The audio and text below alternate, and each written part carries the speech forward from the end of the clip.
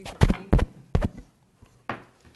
right, good evening, everyone. I call to order this City of Victoria workshop on May 22nd, 2017. We do these rather informally. Tonight we have one item, and that is interviewing a candidate for the Planning and Planning Commission. Lori? Mm-hmm. Tonight we have one applicant. As you know, Council, we had Jake Now, one of our newer Planning Commission members, recently welcomed another baby. And I think we all can recognize and respect that's a big time commitment. And so Jake did resign mid-term, conveyed that he enjoyed his time very much and would like to be involved in the future, but just wasn't working for him and his family right now. And so we do have one opening on the Planning Commission. We advertise that on our website and our social media for a period of about 3 weeks. And we have one applicant who is here to interview with you tonight, Mr. Bob Wolf. Thank you, Lori. We have a list of questions here. Instead of going through that, what I'd like to do is turn that over to any of the council members to ask the questions that they have most interest in. And with that, would any of the council members like to ask some questions? Yes, I've got one. Go ahead, please. You prefer to be called Bob? Okay. Bob, I'm looking at the little form you had to fill out for the city and a little questionnaire. And the second question is, what do you feel are the most pressing issues facing Victoria? And I was really intrigued by your answer because I think it's really a good answer. You said, I feel that the most pressing issue for the City of Victoria are the residents' understanding of local government and the tough decisions they are faced with on a regular basis. Can you elaborate on that? Yeah, I've been a resident of Victoria for just over 8.5 years. July will be 9. And although I spend a good amount of time involved in children's activities, right, coaching and spending, time like that, being a local resident, being almost a walker, if you will, meeting the people, I just don't think that through my experience, through my contact with other residents that I've come across, that they fully understand what happens here. That being said, the most recent issue that kind of affected us and our neighborhood was the power line issue that I know you guys had, a lot of conversation around, and there was a lot of action and activity. And in some of dealings with neighbors and just people I come in contact with, they were unaware of it. And that, when in answering that question, that was the one that kind of jumped out at me, that it's going to impact a number of people, right, throughout all of the Allegheny up to the golf course. And I just thought that issue was something that people should know about, understand the impact the franchise fee, which is going to end up costing people a little bit more. And the fact that people didn't understand it and grasp it well enough, in my opinion, was just something that if I were involved, in this opportunity, or had the opportunity to become involved, that I could get the word out a little bit just the way I do it. Just contact, local neighborhood, neighborhood conversations and things like that. So that was what, in answering that question, that was the thing that kind of just jumped into my mind. So I'm just at the risk of talking too much. That's one issue. I'm going to go ahead and assume that there are more out there that me and my neighbors should better understand. That was why I stepped up. Okay. First of all, Bob, thanks for stepping forward. We really appreciate it. If you could just, kind of backtrack a little bit and just kind of give us a brief introduction of yourself and some of your interests and why are you interested in being a planning commission? Well, I grew up in Chicago. I went to school in Milwaukee. I spent some time in St. Louis working down there. Came back to Chicago for a little bit. Ended up in Colorado, and we wanted to get back to the Midwest. We wanted to get closer. So that's kind of the brief kind of thing.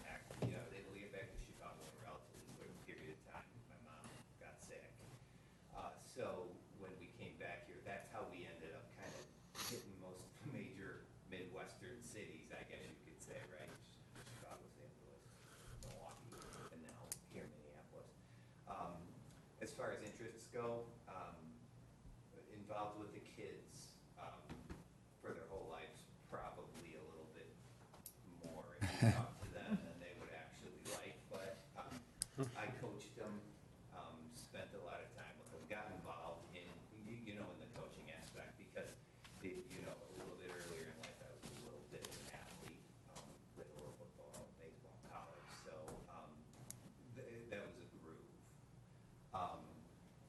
Still, do all the things that we do here in Minnesota, Wisconsin, and Illinois. Fish a little bit. I spend a lot of time at the Victoria Rec Center. Still relatively active. The thing that brought me to this point, and I guess I got a little jump in here, is my kids are now older, and the coaching opportunities don't exist anymore. I have a little more free time. I can fill in time with the Victoria Rec Center. But my kids are older now. I have two in college, and one's going to be a junior in high school. And because I enjoy helping, being involved, this looked like a nice opportunity for me to take a little bit of a risk and apply for a planning commission position. When I was in high school, my dad was a park board commissioner in the suburb outside Chicago that we lived in. So we always kind of, as kids, we hung around the periphery of it. So I had an understanding of it because I had a little more time. This seems like a good opportunity not only to make a contribution, but to also grow a little bit into something that I haven't done in terms of pure government planning work. So that's what brought me here. Thank you. Councilman Striegel?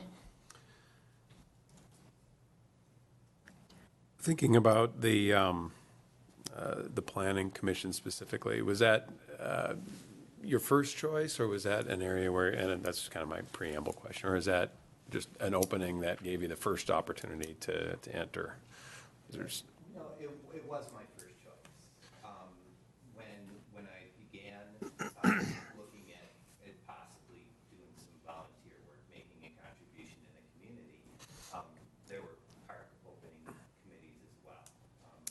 Naturally, if I spend a lot of time in gyms and fields, that had the dad that actually was a park board commissioner, that would have been a little more of a groove, I guess, for lack of a better word. But because I wanted to do a little bit of challenge myself a little bit, go outside the comfort zone, that's why I went directly to Sure. the planning commission, because it's going to be a new, interesting challenge that I just wanted to put on myself. Thank you. Yeah, and it's, I think as far as the range of the different committees and commissions, it's probably the most technical, and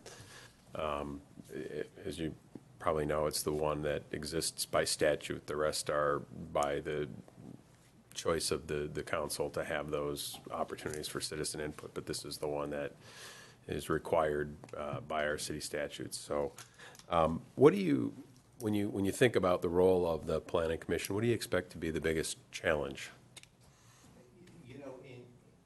In the work that I've done to try to understand the position, obviously I'll have to learn. There'll be a certain amount of growth.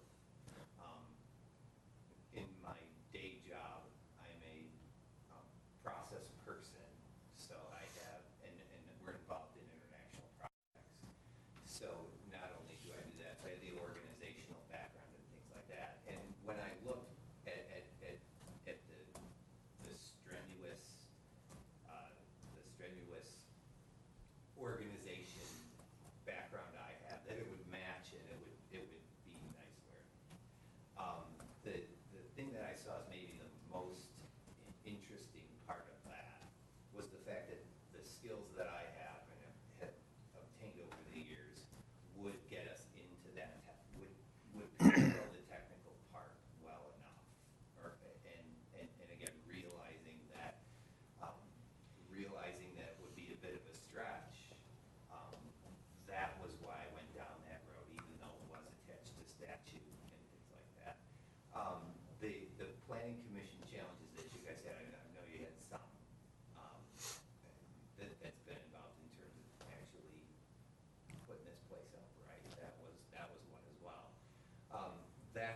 thought I could bring in fresh ideas, maybe a little bit of something that wouldn't be as technical driven, or as technically driven, excuse me, where the contribution could come.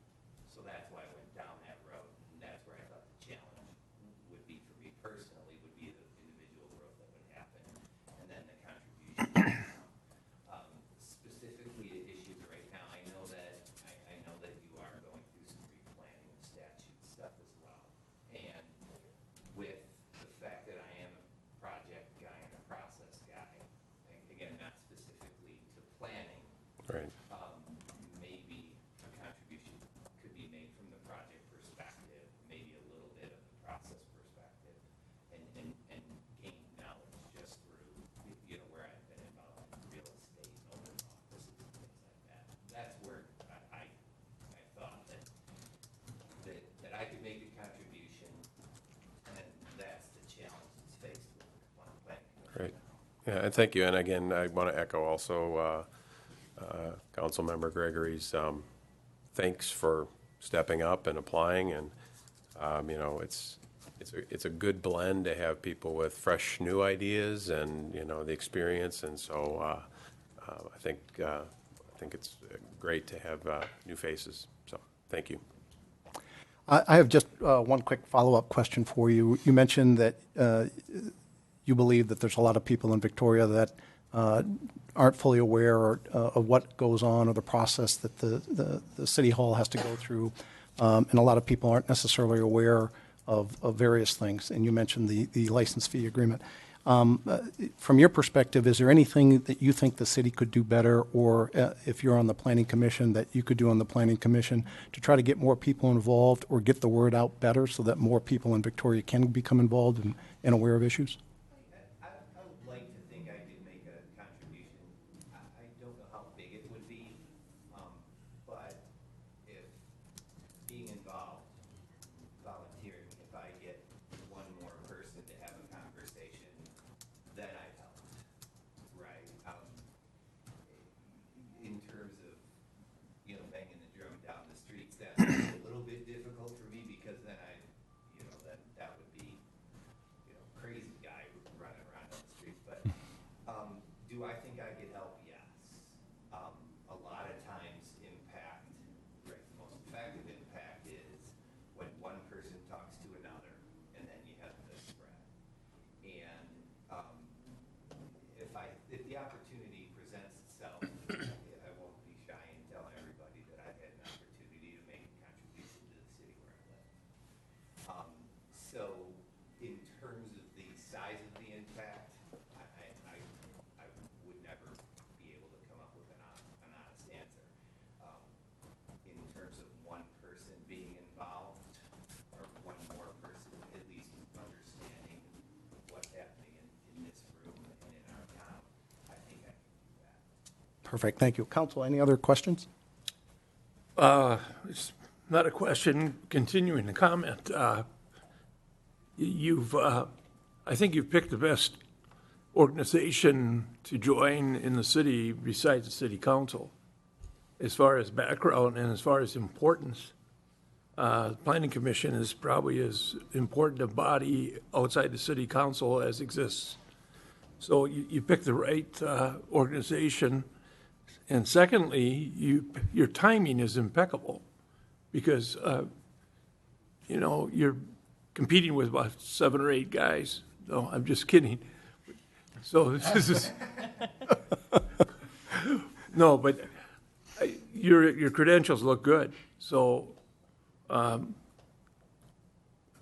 think you deserve this good luck to just be the only one sitting there and we deserve it because we need to have a qualified person get on the commission, on the Planning Commission. I think it's an excellent background for getting on the city council. So it's a good learning experience. But one of the questions I noticed we've had on our interview questionnaire that we haven't chosen to use is something that comes up very frequently, at least in my experience it has. And the question is, what do you believe is an appropriate way to address conflict that may arise when proposals are made that meet city goals and policies. In other words, they're legal. Somebody wants to do something and it fits into all of the ordinances, but the public is not supportive. At least certain aspects of the public, certain neighborhoods and certain are not supportive of the request. On the city council and the planning commission and even on the parks commission, we find ourselves in that position a lot, where someone is coming forward using due process, trying to do something like do a housing development or build a building or something like that, or start a business, and it meets all the criteria of the city code. But there's a lot of people that don't like it. What's your reaction to that? How would you, as a professional on the planning commission, handle those kinds of things? Well, I've been a manager in some form or fashion for several years, and I've found that there's always a way to achieve it without achieving the stated goal. And oftentimes they're not popular. Those decisions are. There's always multiple ways to get to a decision that's going to be effective for the city. The thing that I've come across in my career is if you listen, if you understand, you speak clearly, you include, then you can get to that 51%. That's ultimately what the goal is, because that way you can do that. I've been involved in bureaucracies before. As I mentioned a minute ago, I do international work now. So, working with people in Europe, Canada, South America, we've run into those challenges. And finding the best way to deal with the audience to get to that 51% is how it happens. Now, I've been fortunate enough in my day to at least be told that I've been able to handle the bureaucracy, the politics, if you will, in order to get to a solution that will satisfy the masses. So, to summarize all that, because of the fact that I've been in these environments, taken hits, fallen on swords, gotten some success, in the career, or in my career, excuse me, I'm confident that I can go ahead and publicize for the needs of the city, regardless of, in my small little space that I would occupy. I'm confident that I can do what was expected and what was necessary in order to have the success that's desired. Thank you. Council, any other questions, comments? All right, I'd like to thank you very much for applying and willing to volunteer.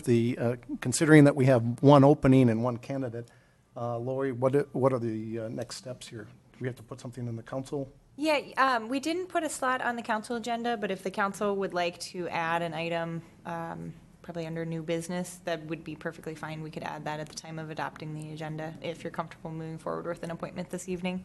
Council, are you comfortable with doing that? I guess my only question is, does that meet the required public notice? Because it wouldn't have been out on the agenda 48 hours before the meeting. Yep. Okay. I can pair it, Bob, if you'd like. Generally, there's no notice requirement for items actually being on the agenda. It's a matter of public perception. Members of the public were notified that we'd be conducting the interview tonight, and I think could easily surmise that you may be making an appointment this evening. So I would feel comfortable moving forward this evening if you all would. Then I'm fine with it. I'm fine. That's, I'm fine. All right, so let's add that when we come to the agenda in the council meeting. So at this point, we're going to close the workshop, and just for the record, Council Member Crowley is not able to join us tonight, just so we get that on the record then. At this point, we're going to go ahead and close the workshop, and we'll reconvene.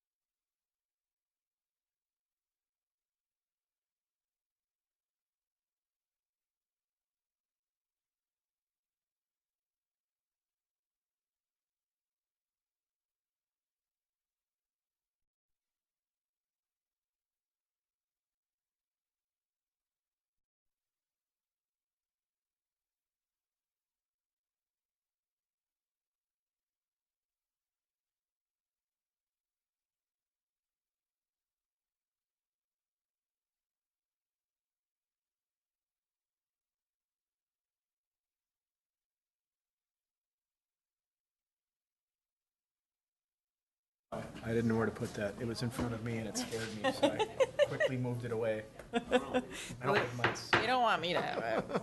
Every time I touch it, I upset them. Good evening, everyone. I call to order the May 22nd, 2017 meeting of the Victoria City Council. First order of business is the Pledge of Allegiance. I pledge allegiance to the flag of the United States of America and to the republic for which it stands, one nation, under God, indivisible, with liberty and justice for all. Okay, Lori? Thank you, Mayor. Tonight we will start our meeting with a moment of silence in remembrance of John Randall Miller. Most of you knew as Randy Miller, Mr. Victoria.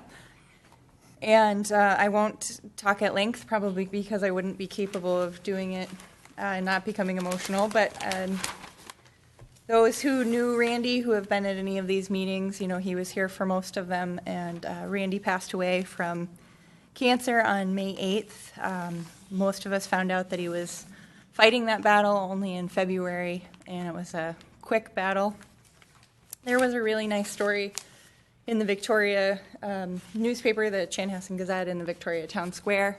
So if you haven't seen it, if you knew Randy at all, or if you didn't, Randy had a big impact on our community, and if you've ever been to any of our community events, Classic Car, Volksfest, Christmas in Victoria, Halloween, any of those, if the fact that our downtown wasn't completely destroyed when Highway 5 was shut down, if that matters to you, then Randy mattered to you, whether you knew him or not.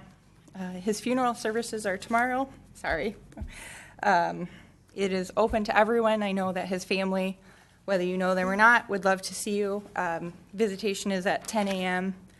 at St. Victoria Church with a service at 11, and full military honors burial at Fort Snelling at 2 o'clock. And everybody is welcome to join. And you know, I would put out there too that if you don't want to come, but you appreciate the things that Randy did or feel the impact on our community, we would be happy to take cards or, you know, emails or notes to his family. His life partner's name is Vicky, and you know, just such a short battle, such a shock. But if you'd like to offer that appreciation, we'd be happy to forward those things on to her. So, thank you, Mayor. Thank you, Lori. In honor of John Randall Miller, let's please observe a moment of silence.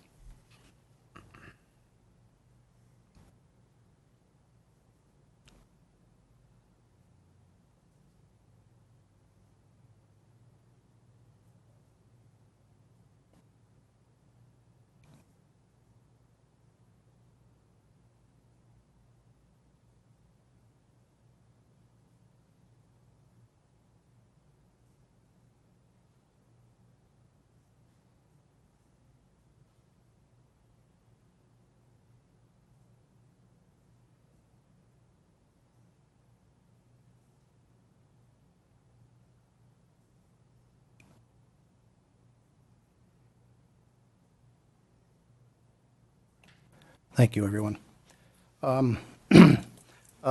Lori, the agenda? Yeah, Mayor, there are a couple of changes tonight. Item 7D has been deleted, and I would propose that the council add appointment to the Planning Commission as a replacement item 7D. You did meet at 6 o'clock to hold Planning Commission candidate interviews, which were included on the published agenda. Can I have a motion to that effect? Make a motion to approve the amended agenda. I'll second the motion. All in favor signify by saying aye. Aye. All opposed? Hearing none, the modified agenda is adopted. And for the record, Councilmember Crowley is not able to join us tonight. The next item on the agenda is the open forum. I have two slips in front of me. The first one, Judy Black. Please come to the podium, state your name and your address for the record. Yes, my name is Judy Black, and I live at 1938 Woodstone Drive.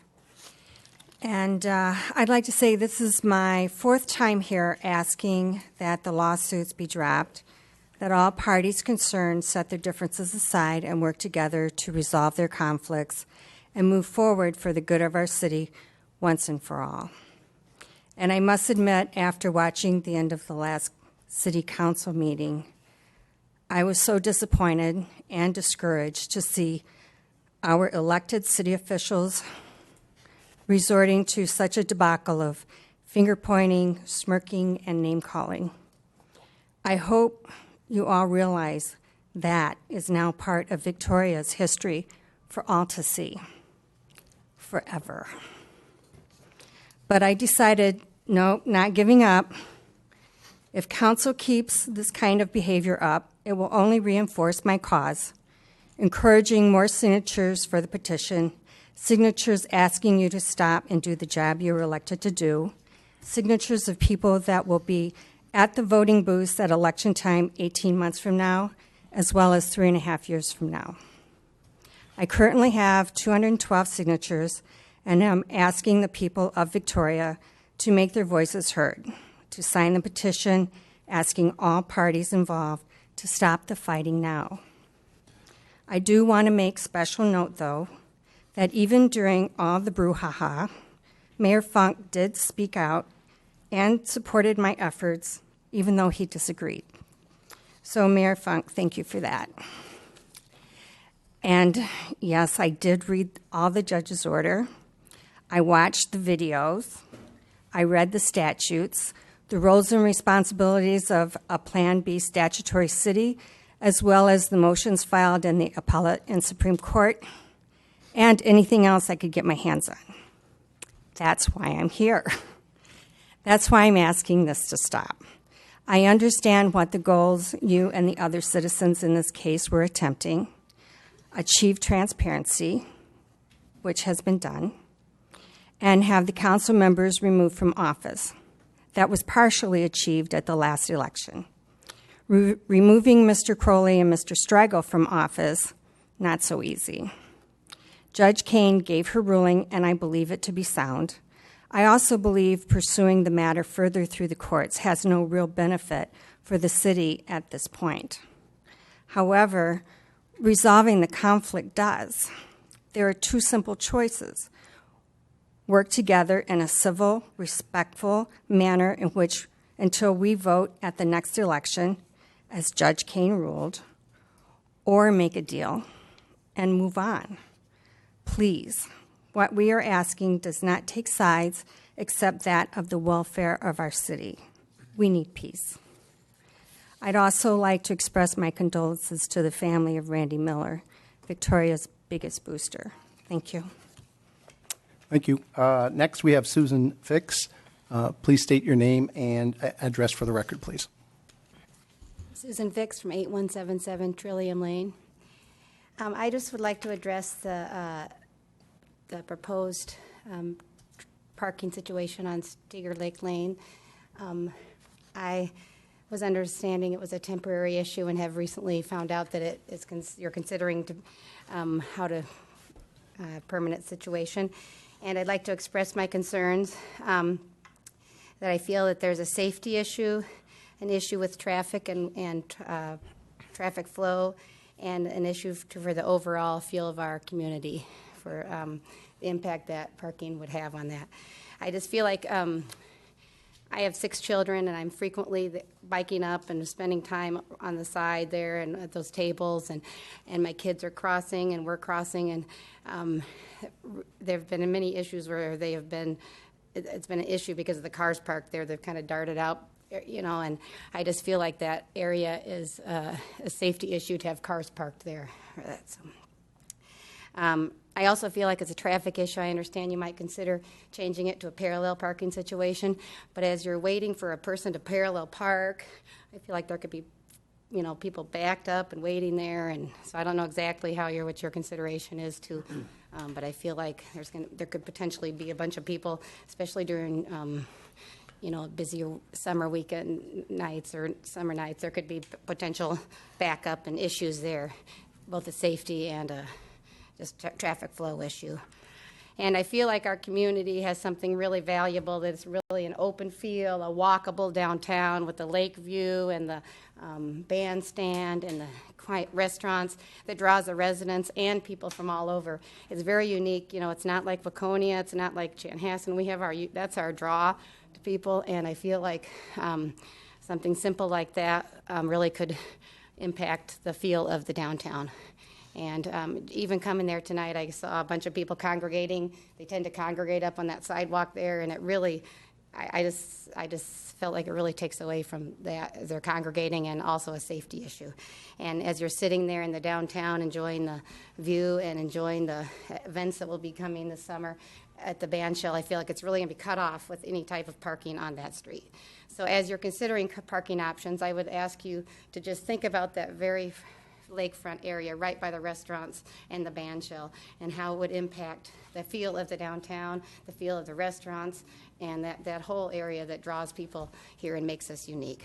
So I guess when the apartments were being voted on and built and discussed, I didn't realize that was part of the discussion. I don't think the community did either. And now it's coming on afterward, and it feels kind of like, I know it's not only the issue with that, but it feels a little bit like if that would have all been discussed, the whole downtown parking issue in relation to that, I feel like it would have been a little bit more transparent, but the way it came out after, and the people that I've talked to all thought it was a temporary situation and weren't really bothered to check on it, but the fact that it's now becoming permanent, I don't think people are realizing the thought that it might become a permanent situation. People are like, I can just deal with it for the temporary while that, so I feel like having that there will further make the issue about an issue. So, thank you very much. All right. Thank you very much. Okay, Lori, next item. Thank you, Mayor. Tonight we have. I'm sorry. I apologize. Was there anybody else that didn't fill out a slip that wanted to speak at the open forum? Okay, Lori. Sure, thank you. Tonight we have representatives from the Lake Minnetonka Conservation District, of which Victoria is a member, here to present on their annual budget. I believe Ann Helscher, who is appointed by the City Council to represent Victoria, will give the presentation. Thank you, Mr. Mayor, Council. Thanks for having me, and thank you for affording me the privilege of serving the City of Victoria on the Lake Minnetonka Conservation District. This is my 5th year representing the city, my 3rd term, and it's really an honor. I believe you have a copy of our budget. The good news is that this year the City of Victoria's levy is going down a little bit. Our budget is increasing just slightly, but because of the way the levy is allocated between the 14 member cities. It's based on the percentage of total net tax capacity. Our levy is actually going down by just a little bit. In fact, we as an organization are reducing our expenses, but we're also receiving less revenues. And we're expecting to receive less revenues in the coming years due to reductions in grants primarily. So we're trying to keep a balanced budget. I can answer specific questions on the budget if you've got some as we go along. I'd also like to introduce our new Executive Director, Vicki Sliling, and she's got a little short PowerPoint that she'd like to offer just to give you a little background on our organization, and then we can answer any questions. Sure, go ahead. Okay. Thank you, Ms. Elsher. Thank you for having me here tonight. I'm Vicki Slining, the LMCD Executive Director for about 7 months now. And I don't know, I'm sure you get some updates, but we've been really looking at our programs, what we do, how we're doing it, really trying to add value. Went through a big process with the budget, so it's been pretty exciting for that.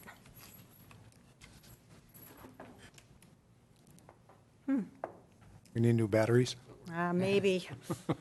Oh, there it went. Need the Energizer one. Okay, You just nod to me and I'll do this, and then you double click it. All right.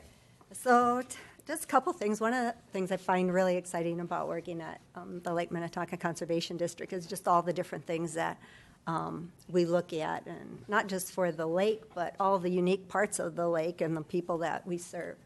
A couple of things that surprises people about 14,000 square foot of surface area, and really 125 miles of shoreline that the lake has. And there's a lot of uniqueness on the bays already. We've had some pretty big projects during this time, and to know just the differences in some of the ecology of the lakes, whether it's unique kind of the plants that are there, or some of the aquatic fish, or just even some of the elements that there's so many curves in that to the shoreline. I think that adds a lot to kind of the importance of balancing all the needs, and I think that's probably one of the big things that I've learned is looking at not only the residents, but the businesses and the city's interests, and just basically how you really make that work and protect the lake and the people who use it.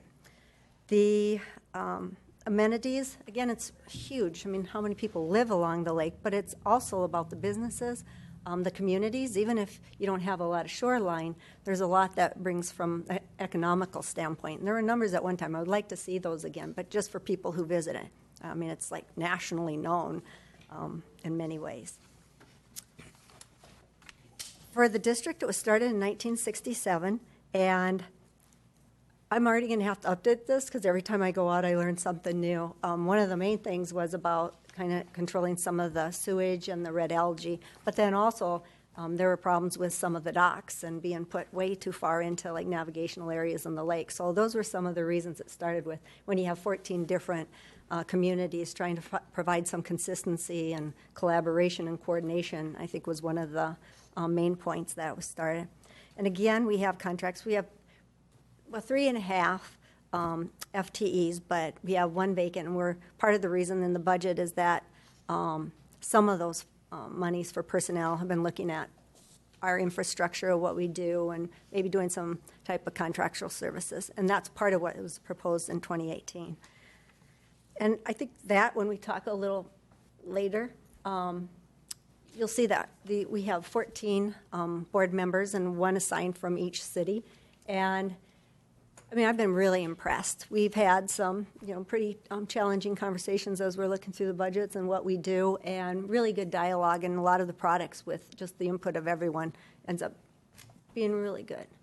Public agencies, this just shows that we really depend on a lot of people to help us do the job. There are a lot of different agencies out there, and I think one of the things we looked at early on, and for instance, is what's happening with aquatic invasive species. There's so many different agencies, including homeowners associations, so we met, and part of what we're doing is putting together what's happening. And then the next part is what we look for in the future, how we can build upon those collaborations or maybe work together to get some of the grants. That's one of the areas that we've seen a huge decrease over the years. When you have a budget like ours and you see about $58,000 difference, that actually makes a huge difference for how we operate. And then residents, businesses, different groups. Freshwater Society, that was one they've added since had this. They actually have a Master Water Stewards program. We're very similar to Master Gardeners, where they go out and they teach people how to prevent pollution into the lake. So that's one area that if we can promote more, that helps us achieve our mission. And then even the Power Squadrons, working with them, we have some new handouts, brochures, what's important, working with the patrol. So we're redoing our summer rules brochure and concentrating on some of the things that are more common issues, not only to residents and businesses, but also ones to the actual lake users. So we sent them out to quite a few different parties to get feedback and found that very helpful. And then our LMCD strategy, I won't bore you with this, but it's really important. We have a strategic plan. We're finalizing our business plan, kind of knowing where you want to go, and it's kind of key in how we build that roadmap to get there. One of the, I guess, key is our mission is to preserve and enhance Lake Minnetonka experience and providing leadership in protecting, improving, and managing lake use. And then we look at the 4 areas that we're really going to be concentrating in the next couple of years will be the operational effectiveness, clear and timely communications, the governance, and just lake protection and compliance.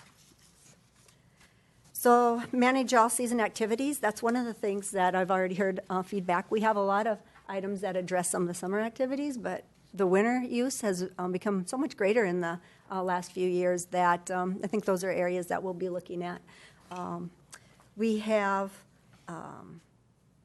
environmental safety and nuisance items that we deal with, and I think probably hit about all of those since I've been here. Everything from kind of pollution remediation items to just general complaints about that neighbors have concerns about what's happening next to them, and providing that technical expertise. We get a lot of calls. One of the things realized is getting the information out there to help streamline that process and more efficient. We actually put together a residential handout. We could tell cells were doing pretty good, home cells, because we were getting a lot of calls from realtors and that, so we send information out, and based on their feedback, we've updated a handout, so we'll be doing that with some of the other things too, as you'll see. We have docks and structures is another thing that we look at. Private as well as commercial and municipal. We've already had quite a few of those change. Watercraft density, the watercraft for hire last year was one of the years that the Water Patrol did see a few more BWIs, boating while intoxicated. So that's an area that we're going to be probably working with them on to get some more of that information out. And then de-icing operations this last winter. The weather, Mother Nature, every time you think you have something kind of going, in black and white, it doesn't always work that way. We ended up with the weather doing, like on a Monday, we're getting calls Monday morning, and by noon we determined that we're having March weather in February. So we changed how we did that. We were for the de-icing operation to allow some of that to happen earlier. And then also working with places, some of the ice that came in with those days actually caused a lot of damage and was pushing docks up to actually popping up sidewalks. So one of the other impressive parts is how well some of our dock licensees worked with us when they had those problems and just solved that immediate hazards. And then there's a lot of other areas too of the environment, quiet waters, high water, which we're getting some calls about. If it keeps raining like that, it's going to be pretty high. Speed limits, noise, lighting, again, underage drinking. We're looking at an ordinance right now to how we can better deter and correct some of those types of behaviors for underage drinking. Next. And then special events. We work really closely with the Water Patrol as well as some of the cities. And right now we're looking at Super Bowl. We already had contacts about all those events that could occur and making sure that we're ready for it as well. And then the other part, too, is just the AIS. With one of the concerns is with the AIS funding and grants from some of the other agencies kind of at least potentially being reduced next year is how we can make sure that we continue to, protect the lake. there's a lot of aquatic invasive species out there that we don't have yet, so I think that's important, and really looking at some different ways of maybe approaching some of that.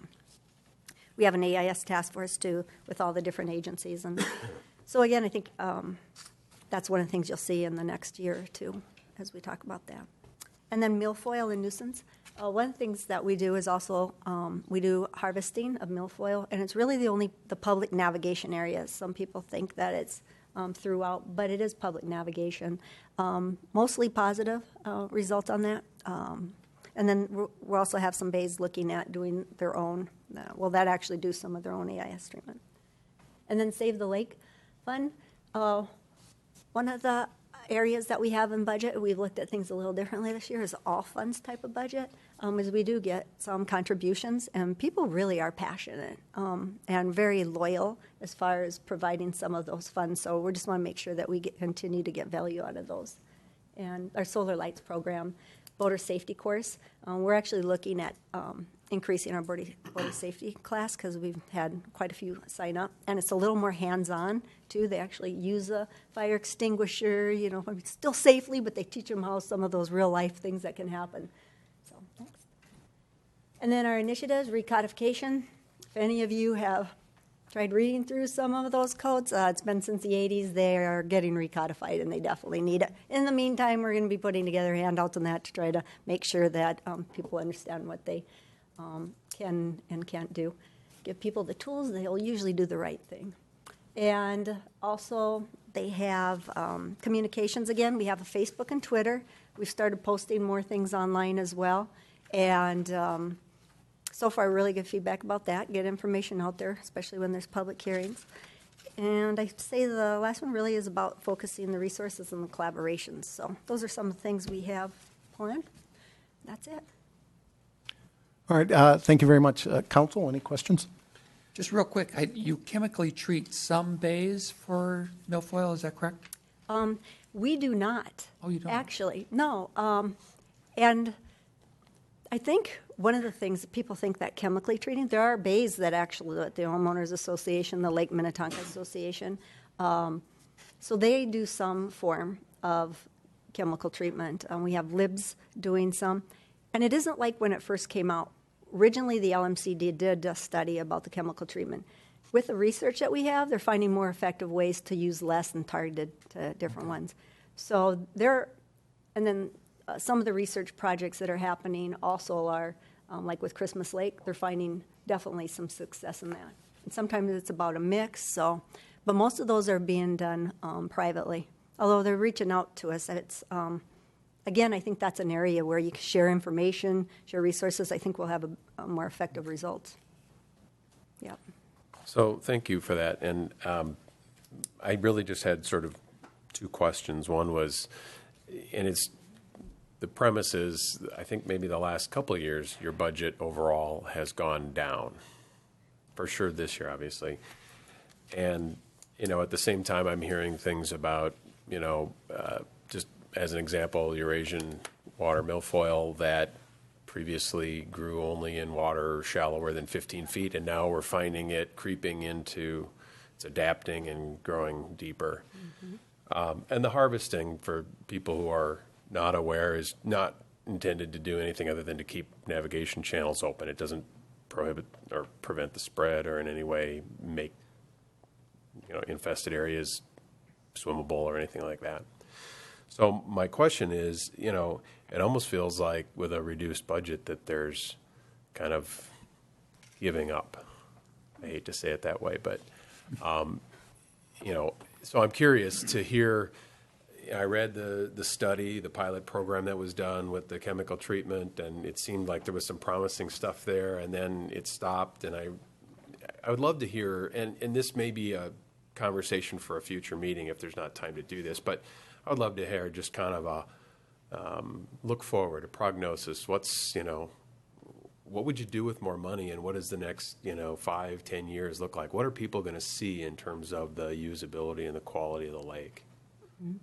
Well, and I think that's two things.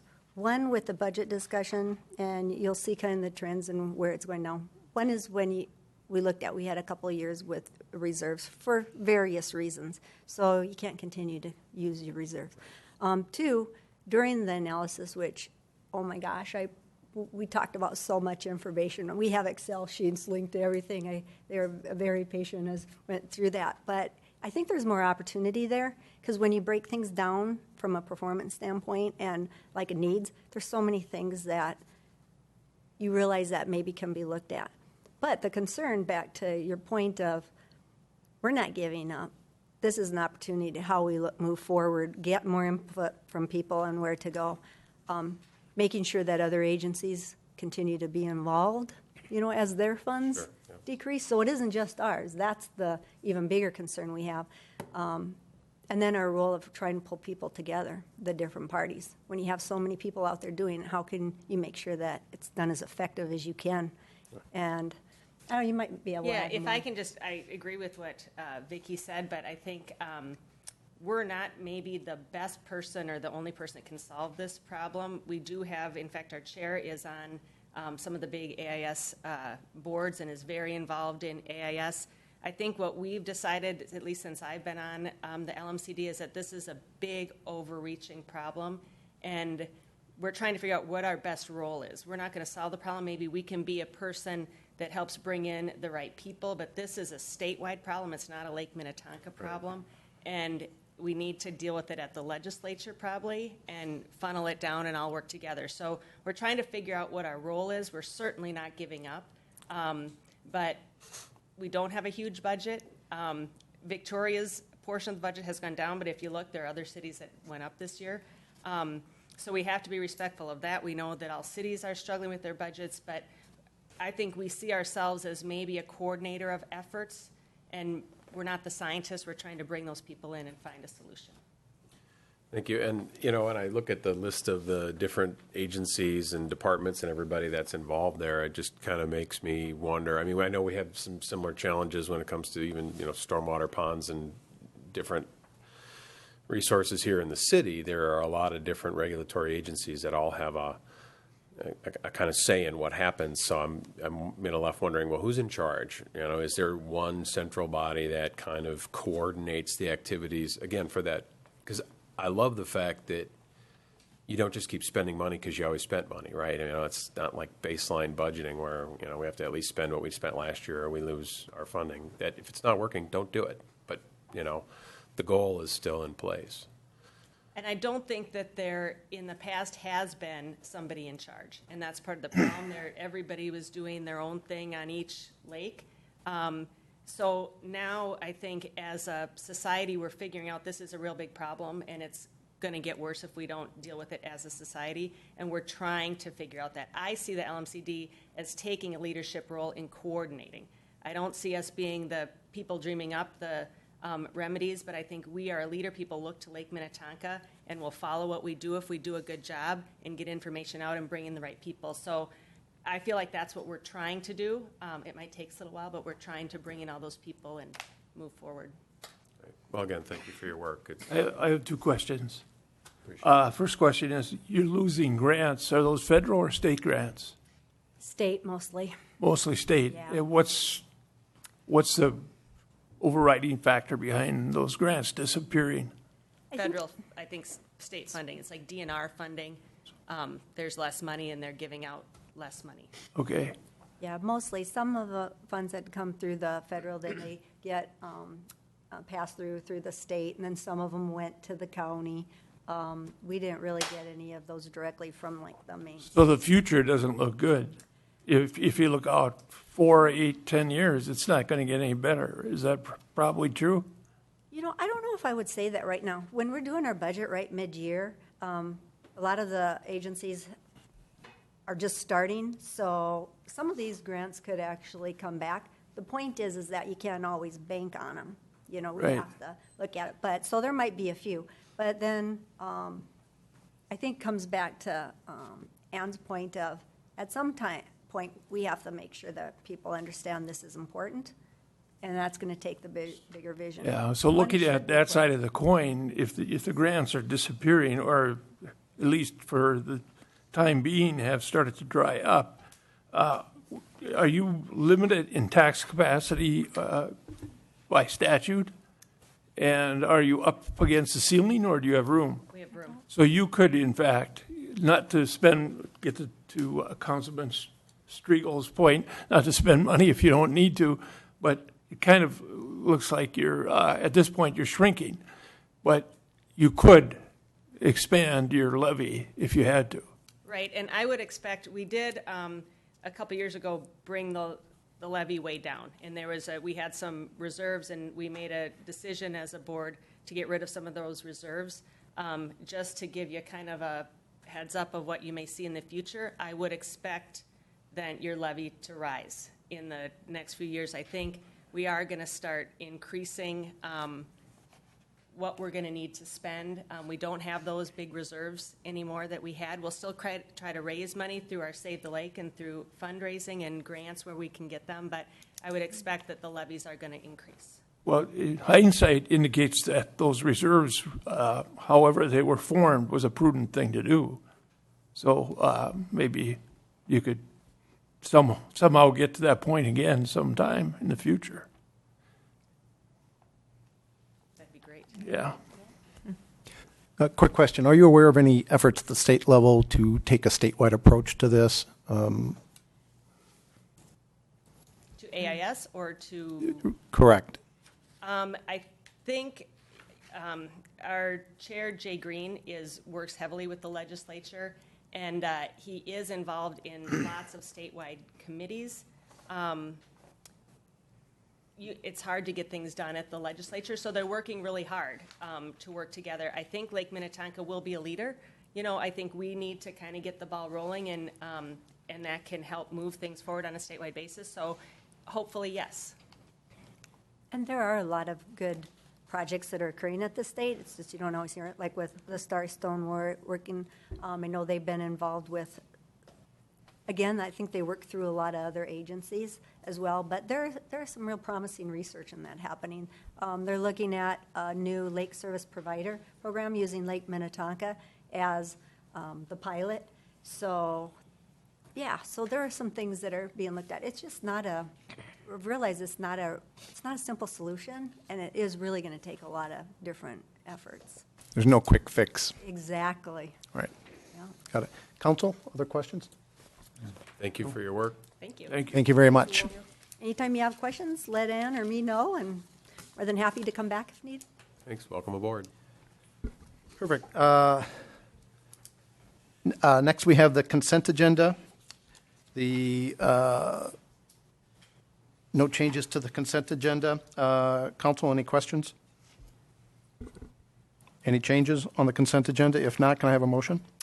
I'll make a motion, we approve the consent agenda. Second. All in favor signify by saying aye. Aye. All opposed? Hearing none, passes 4-0. Okay, donations.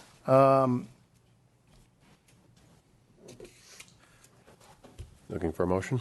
Yes, please. I'll make I a don't have- motion to approve a resolution accepting donations with great gratitude to the following donors. Regarding dentistry, $200 designated to Movies in the Park. Bertus Funeral Home, $100 dedicated to Concerts in the Park. Drazen Henke and Associates, $150 dedicated to Concerts in the Park. And Enke Brewing Company in the amount of $3,000 dedicated to Concerts in the Park. Is there a second? Second motion. All in favor signify by saying aye. Aye. All opposed? Hearing none, passes 4-0. New business. Before we get into new business, I want to make a quick point of order. Robert's Rules of Order says that the way that this should work is as we go through this process, unless you have the floor, we really shouldn't be talking. And then I want to implement that so that we can run efficient and effective meetings.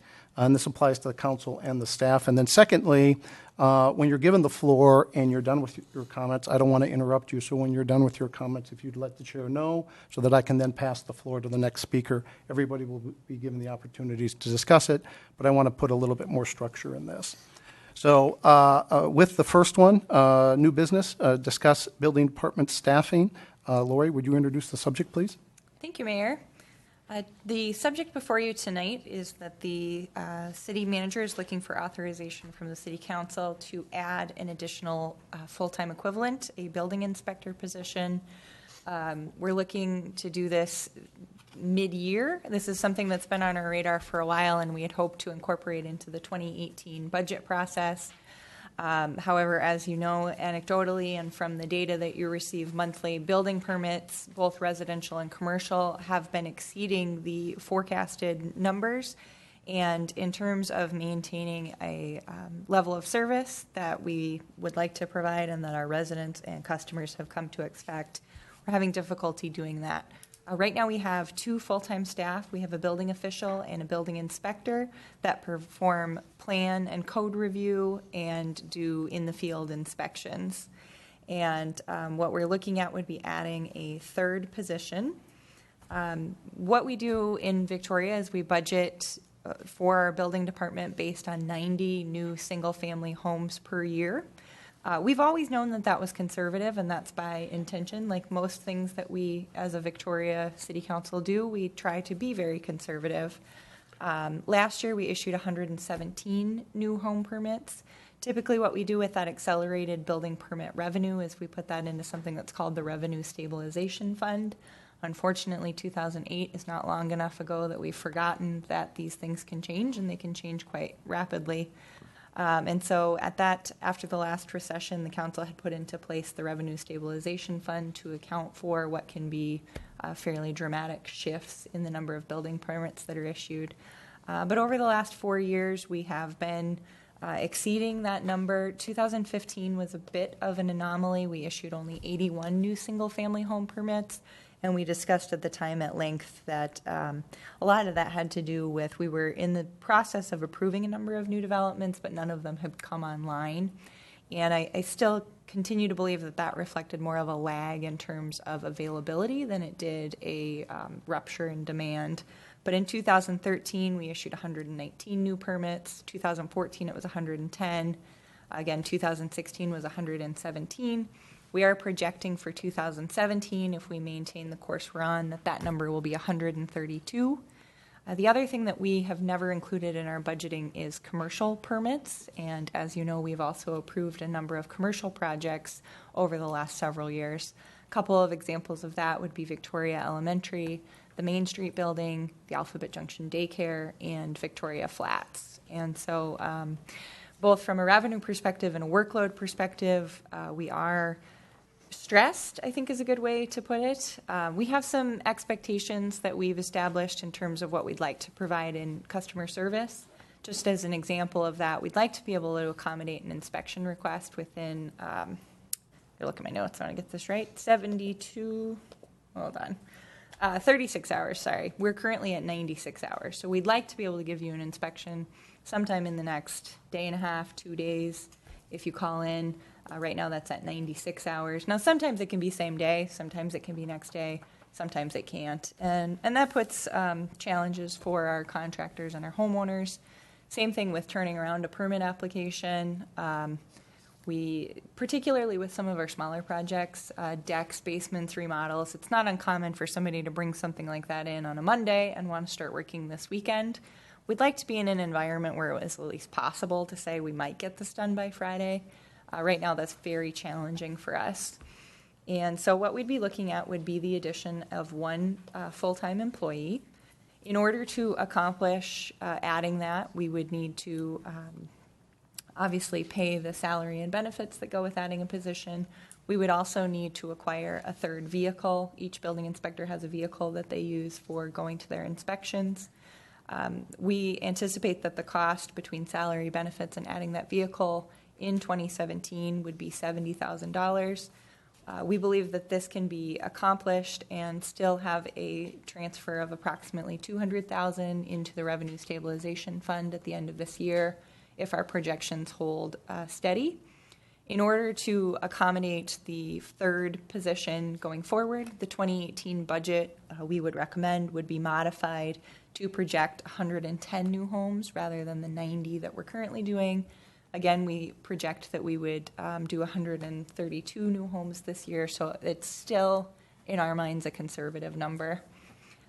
I can certainly answer questions. There are several documents included in the budget, but I think I'm starting to see questions, so I will yield the floor back to you, Mayor. Thank you, Lori. Questions? Councilman Striegel, go ahead. Thank you. My first question was going to be how you measure level of service, and you gave one good example in terms of providing an inspection upon request. And then, so my question, I guess, follow up to the, moving from the current 96 hours roughly in that particular area down to 36. And do you believe the addition of one FTE will accomplish that goal, will meet that level of service, and others that you have identified as important? We do. We believe that we would be able to meet all of our targets in terms of plan review, completion, permit issuance, and inspections with the third position. And if there is any sort of a fall off on workload, what we have not built into that workload is that there are a number of outstanding permits that have never received their final inspection. So if for some reason we had any kind of a slowdown in the volume of incoming work, we also have a backlog of work that can be handled in those slow periods, if any. Assume those are the decks and the things that aren't Right. waiting for a certificate of occupancy. Right. The commercial permitting and the growth of that's certainly an area that I hadn't really given a lot of thought to. We always talk about new home starts, et cetera. Can you comment a little bit about how,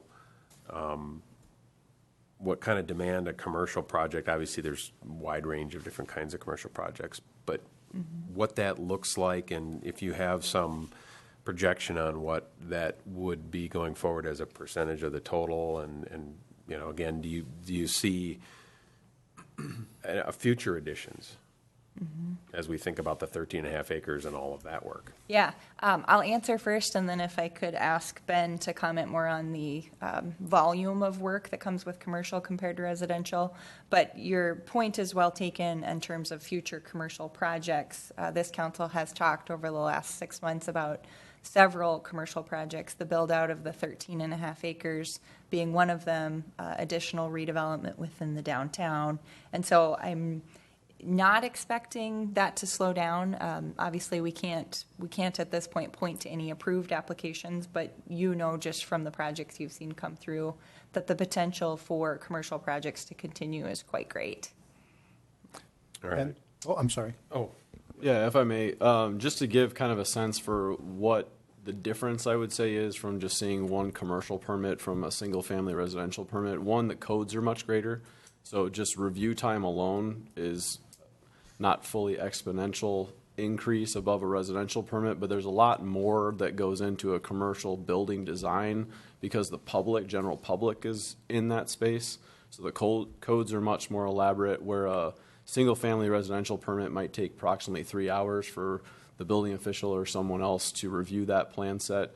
If we were comparing it to, say, the Alphabet Junction size of a building, you're probably looking at a couple days worth of review to get through the different, fire sprinkler plans. They have HVAC plans, all these different avenues and aspects that are a little bit more elaborate and more cumbersome on those. You get into larger multifamily buildings like Victoria Flats, that review time is even greater. Just think about, each unit comprising basically the equivalent of a home, and it gives you some idea of what that kind of demand ends up being on review time, let alone. And then for inspections, where single family is fairly straightforward, you go out and review maybe one footing or a foundation inspection for that home. Depending on how big that commercial project, there may be several different pours that happen to accommodate the same type of footing foundation work for that commercial building. So it's more inspection time that relates to those commercial buildings as well. Build-outs are fairly typical. They're probably most similar to a basement finish, but the new construction, depending again on magnitude of that building, has a more dramatic impact than just single-family residential. Thank you. Councilman Striegel, please continue. I guess smaller questions. And so the partial year impact is $70,000. What do you anticipate the full year budget amount to be for 2018 and beyond? The number for 2018 is roughly at $100,000. That's a sort of worst case scenario. The market for building inspectors is very tight right now. A number of individuals left this marketplace during the downturn and have not returned. There used to be a tech school program at the local community college specifically for building officials that's been discontinued. So what we are projecting would be what I'm calling a worst case scenario. We hire at the top end of our range and provide family insurance. Any variance from that would reduce that amount. And then that's also the one-time expense or the short-term one-time expense of purchasing a vehicle. And is there any thought at all to paying an individual for a use of their privately owned vehicle? And, you know, that gives us a little more scalability if things change in terms of having an extra vehicle on hand. Is there any precedent for that or any thought about that? That is something that the council asked staff to research when we replaced the building inspection vehicle that I think it was early 2015. It was found that presents a number of challenges for the individual owner in terms of carrying insurance for a commercially operated vehicle, as well as the job sites that they might visit are typically going to be dirty and more likely to pick up a nail. That's not something that other cities are currently doing, and among other concerns, we worried that would put us at a competitive disadvantage. Okay, thank you. That's all. All right, Councilmember Volt. Speaking of competitive issues, this person that we would elect to hire, do we anticipate a problem because of the market? So we need this person, we'd like to get somebody quickly. Are we going to be able to even do that? That's a great question, and that's something that I raised at the Finance Committee, which both the mayor and council member vote are at. It is a very tight market for building inspectors. A number of communities have had to post these positions multiple times before they've been able to secure a candidate. One of the things that we talked about following the Finance Committee at a staff level was whether we are aware of any internal candidates that would lend themselves well to being trained to move into this position, which was a great idea. I'm not presently aware of anybody that has the kind of background that we'd be able to do that, as well as we're not at a point, we're stressed as it is, so the idea that we could train somebody in-house right now would probably be very difficult. But in terms of projecting forward, one of the other things that we're aware of that I mentioned at the Finance Committee is that one of our full-time staff is contemplating retirement in the next few years. That gives me comfort recommending to you to add a full-time position, knowing that there may be a natural contraction point if we do see a market slowdown. But in giving further thought to how to plan ahead for our needs, one of the things that I'd like to see is if we could fill this third position now with someone who has the licensure and could fill the need that we have now, possibly budgeting next summer to add some kind of an intern position that could work among the three, so that if we are in that retirement situation, don't see a need for contraction, potentially at that point we have a candidate that we've been developing. Because that is an important concern in many aspects of our work, but building inspections is one of them where the market is very tight. Councilmember Volt. I'm on the Finance Committee, so I obviously support this. Any other comments? Mr. Mayor? Go ahead, Councilmember Gregory. No further comments. We'll get to this. Just curious, what is the training requirements, and is there a certification involved, or how does that work? There is. The International Code Council offers certification for building officials and building inspectors, and I would probably defer to the Community Development Director to elaborate further on that, if that's okay. Ben? I don't know if there's much more to elaborate on other than they do have different credentials through the state that can be obtained. So even being a building official, there are different levels of being a building official that could be in there. Currently, both of our building official and building inspector are certified to do all inspection work on, regardless of what the project, they're qualified to do those things. Depending on what the market is, to Lori's point, we're starting to see some of these building inspector positions posted with a lower level of certification than what we I'd say would have typically seen in the market. So we'll kind of explore that as we go into posting the position to get a read on how do we kind of get someone into the market for us. But there are certainly different levels of certification. Hopefully they will have it coming here. If not, we can certainly provide that avenue to get them trained in a short time period. Thank you, Councilmember. So is that for all inspections, plumbing, electrical, foundation? They do it all? One person does? Other than electrical is currently handled through the state, but everything else, we do have combination inspectors here where they basically do anything. They're not specialized to one specific field. Done? Just to make this move smoothly, when a council member has the floor, feel free to interact with staff back and forth without passing it back and forth. When you're done, please let me know so I can pass it to the next council member. I don't want this to interfere with an efficient operation. The only thing I have to add is the fact that when the Finance Committee met on this, everybody was unanimous in supporting this going forward. And if, in fact, there is a turn down, if we have that retirement as is expected to occur, we just wouldn't backfill that retirement, and we'd be able to, if you will, in a sense, downsize without getting rid of somebody. So at that point, council members, any other questions or comments? Are the, sorry. No, go ahead. Are the qualifications and everything posted, and so if anybody is interested, they can find out exactly what this requires and how to go through the process of applying?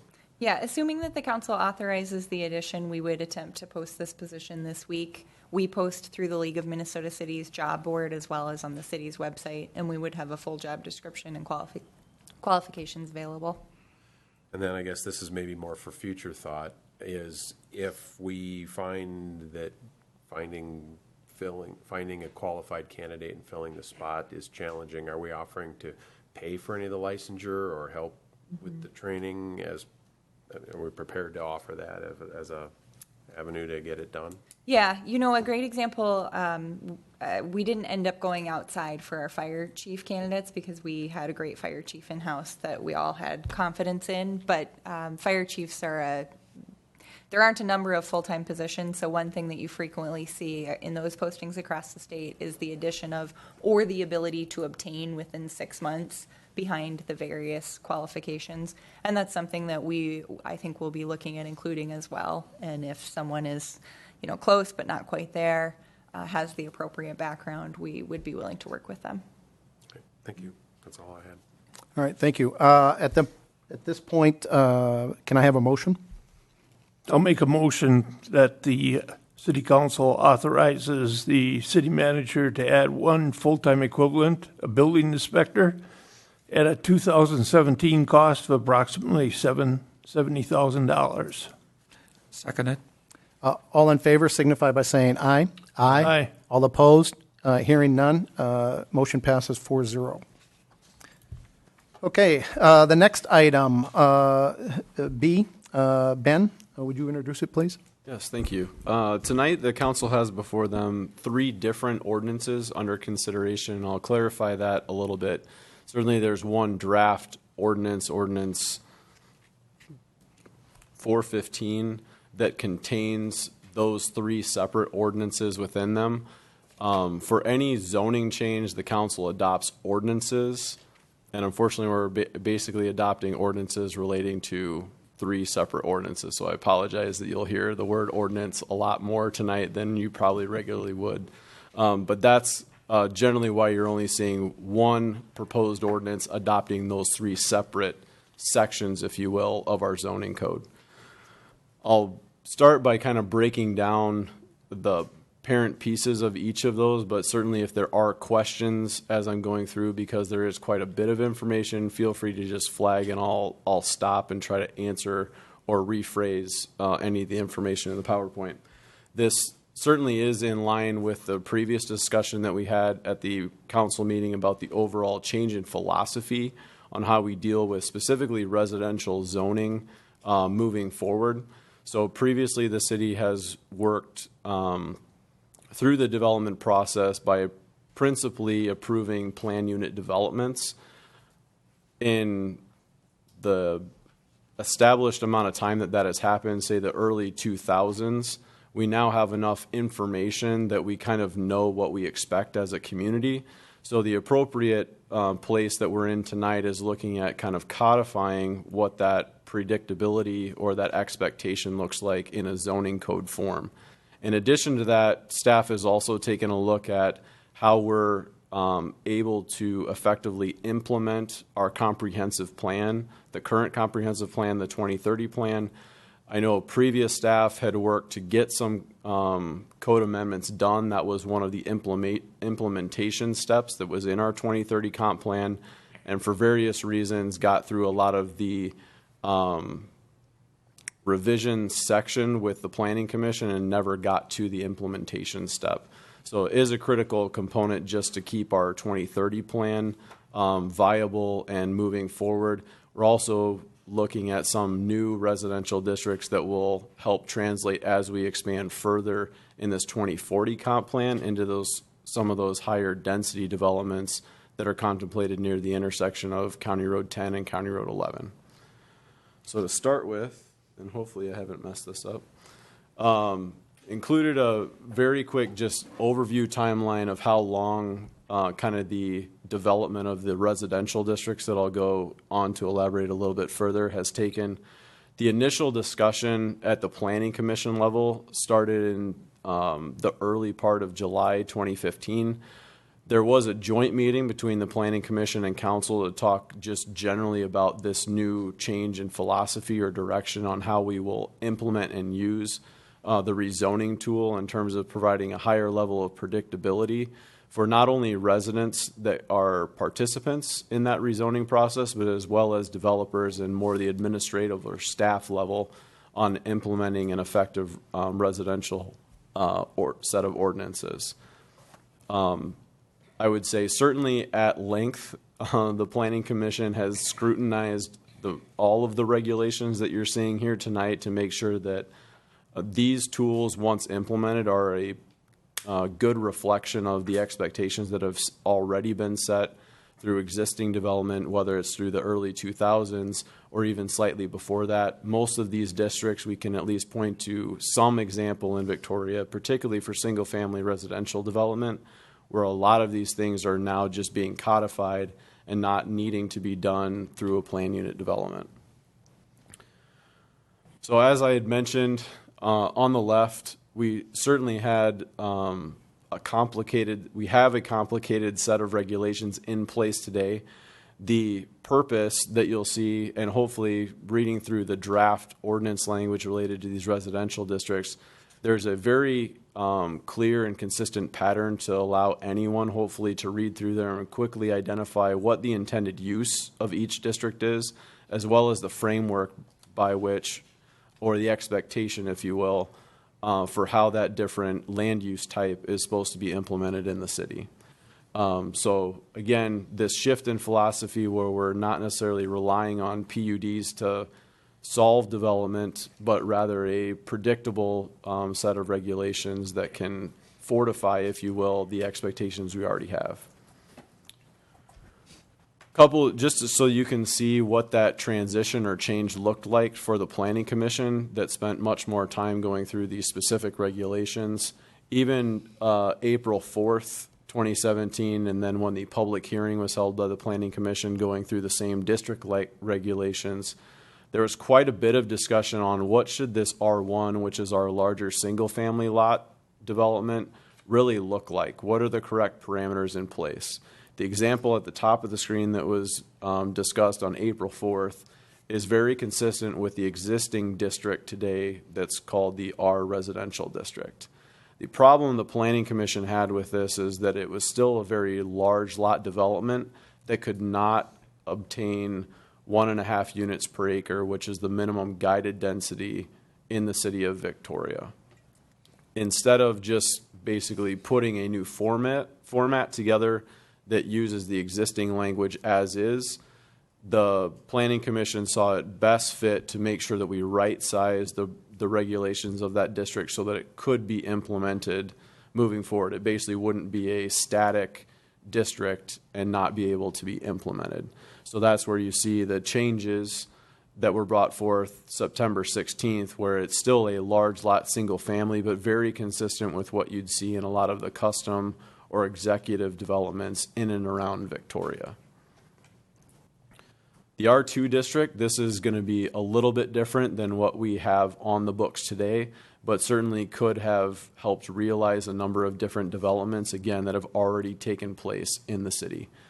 The example April 4th was this idea of trying to provide different single-family lot types. So if on April 4th, the R1 district was basically memorializing a district that we have today that could not be implemented, that top line that says single-family lot with a minimum lot area had been the idea of trying to still bring in single-family residential development slightly larger that would also be consistent with some of the larger lot development that's taken place. If we translate down to the lower table, the single-family lot characteristic here, if the council will remember the Hess property sketch plat that was recently reviewed at the past couple of meetings, that's kind of the general target here. The other examples that we've commonly referred to is the Savannah Valleys, some of the Allegheny Groves, those types of housing developments where it allows for primarily a two-car development, and in some cases, if the developer elects to exceed those minimums, they could certainly start to accommodate three-car garages, but it's that slightly different footprint and size that hits a price point that other developments we've recently approved don't address. The other two uses in this district, the semi-detached, most people might refer to that as a duplex or a twin home. Again, looking at a single-family emphasis here, but in a framework that still fits within the context of a single-family district. So if you think about Madeline Creek on the entrance of Anthony Way into that subdivision, there's larger, kind of the Rambler, single-level living style twin homes. That's what that district generally takes care of. Lot sizes are going to be a little bit smaller than the single-family lot size above, but that change of about 1,500 square feet is if you just simply took the side yards out between two of the units, that gets you to that 6,000 square foot. So the general floor plans and sizes that you're going to see would be complementary within the same district.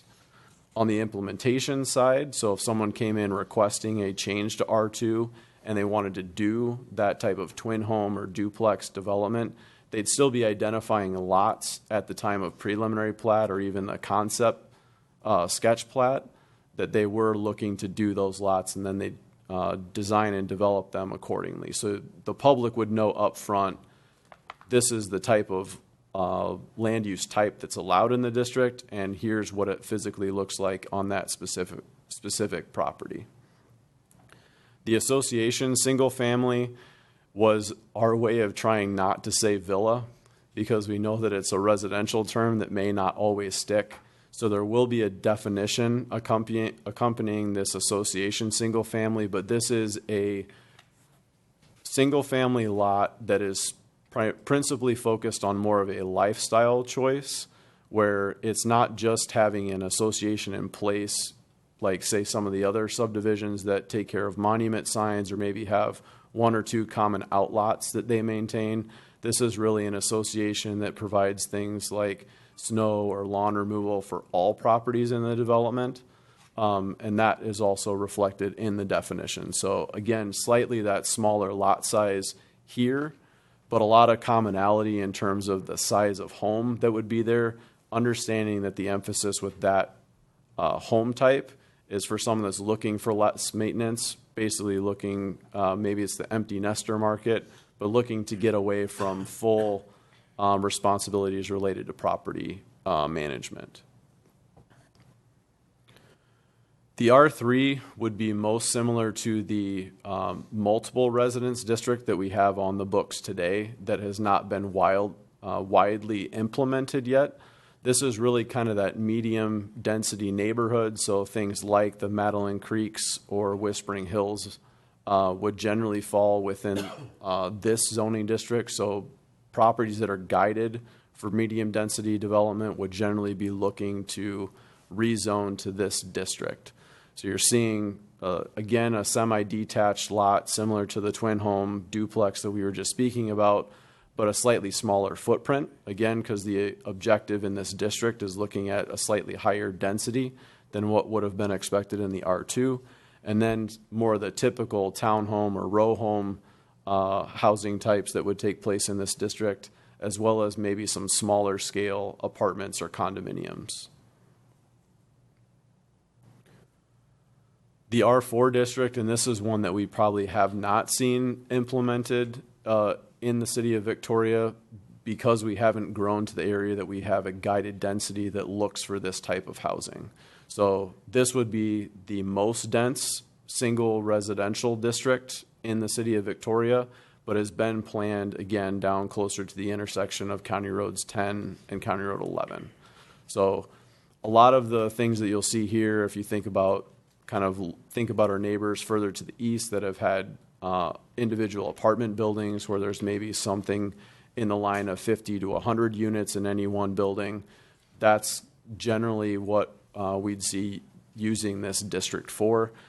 The difference here from townhomes from the previous R3 district that we're simply allowing for more units to be attached in a single row than what's contemplated in the R3. So again, trying to accommodate those areas of the community that are guided for higher densities, not just medium density development.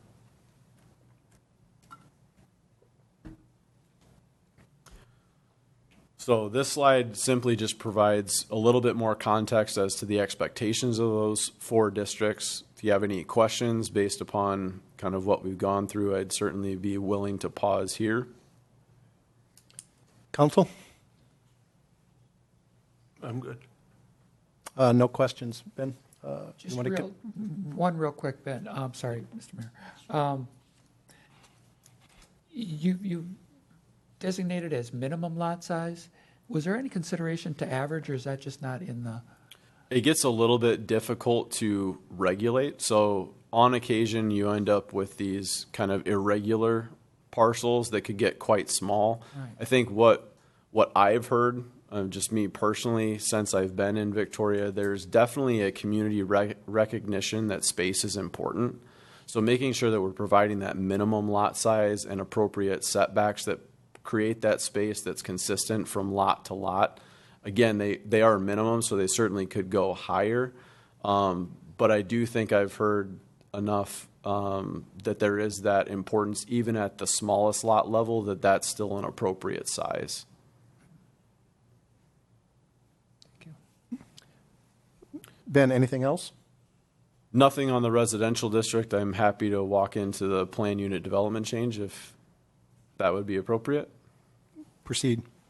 So in similar fashion to the residential district discussion, again, the intent to migrate away from doing plan unit developments on each proposal that would be brought forward. That dialogue has also taken about the same course with the Planning Commission, but the specific discussion really started with that joint meeting between Planning Commission and Council in September, and has been kind of a continuous dialogue, even reviewing the residential districts, to understand how does this transition work for the city in migrating away from the plan unit development process.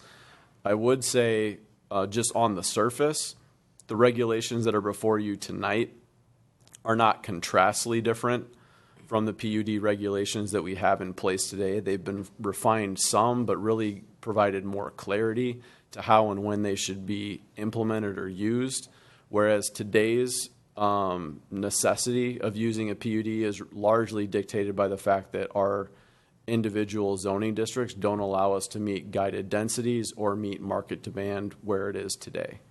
So a lot of those criteria that you see in the ordinance today of it being a unique place, of maybe a slightly unique housing type that those standard or regular zoning districts can't address, that's still the purpose and intent here. We just won't need to rely on this as our implementation tool because we can approve development as it's desired to occur already in today's market. Any questions on that? Council? And the final ordinance for you tonight, and this one I would kind of describe to the Planning Commission, this ends up becoming more of the backbone for the character elements that the community has identified over the course of time. I mean, I think every time the council has been brought a new concept, there's normally a dialogue about, does it have the appropriate amount of open space? Does it have preservation of common or natural amenities? And how does it kind of feel when you're on the street driving by and integrating into an existing neighborhood that might lie adjacent to it? So certainly look at this as kind of memorializing a lot of the character elements that we've been able to accomplish through the plan unit development process. This change, or these proposed changes to the landscape ordinance, are really to heighten kind of what our expectation is in code.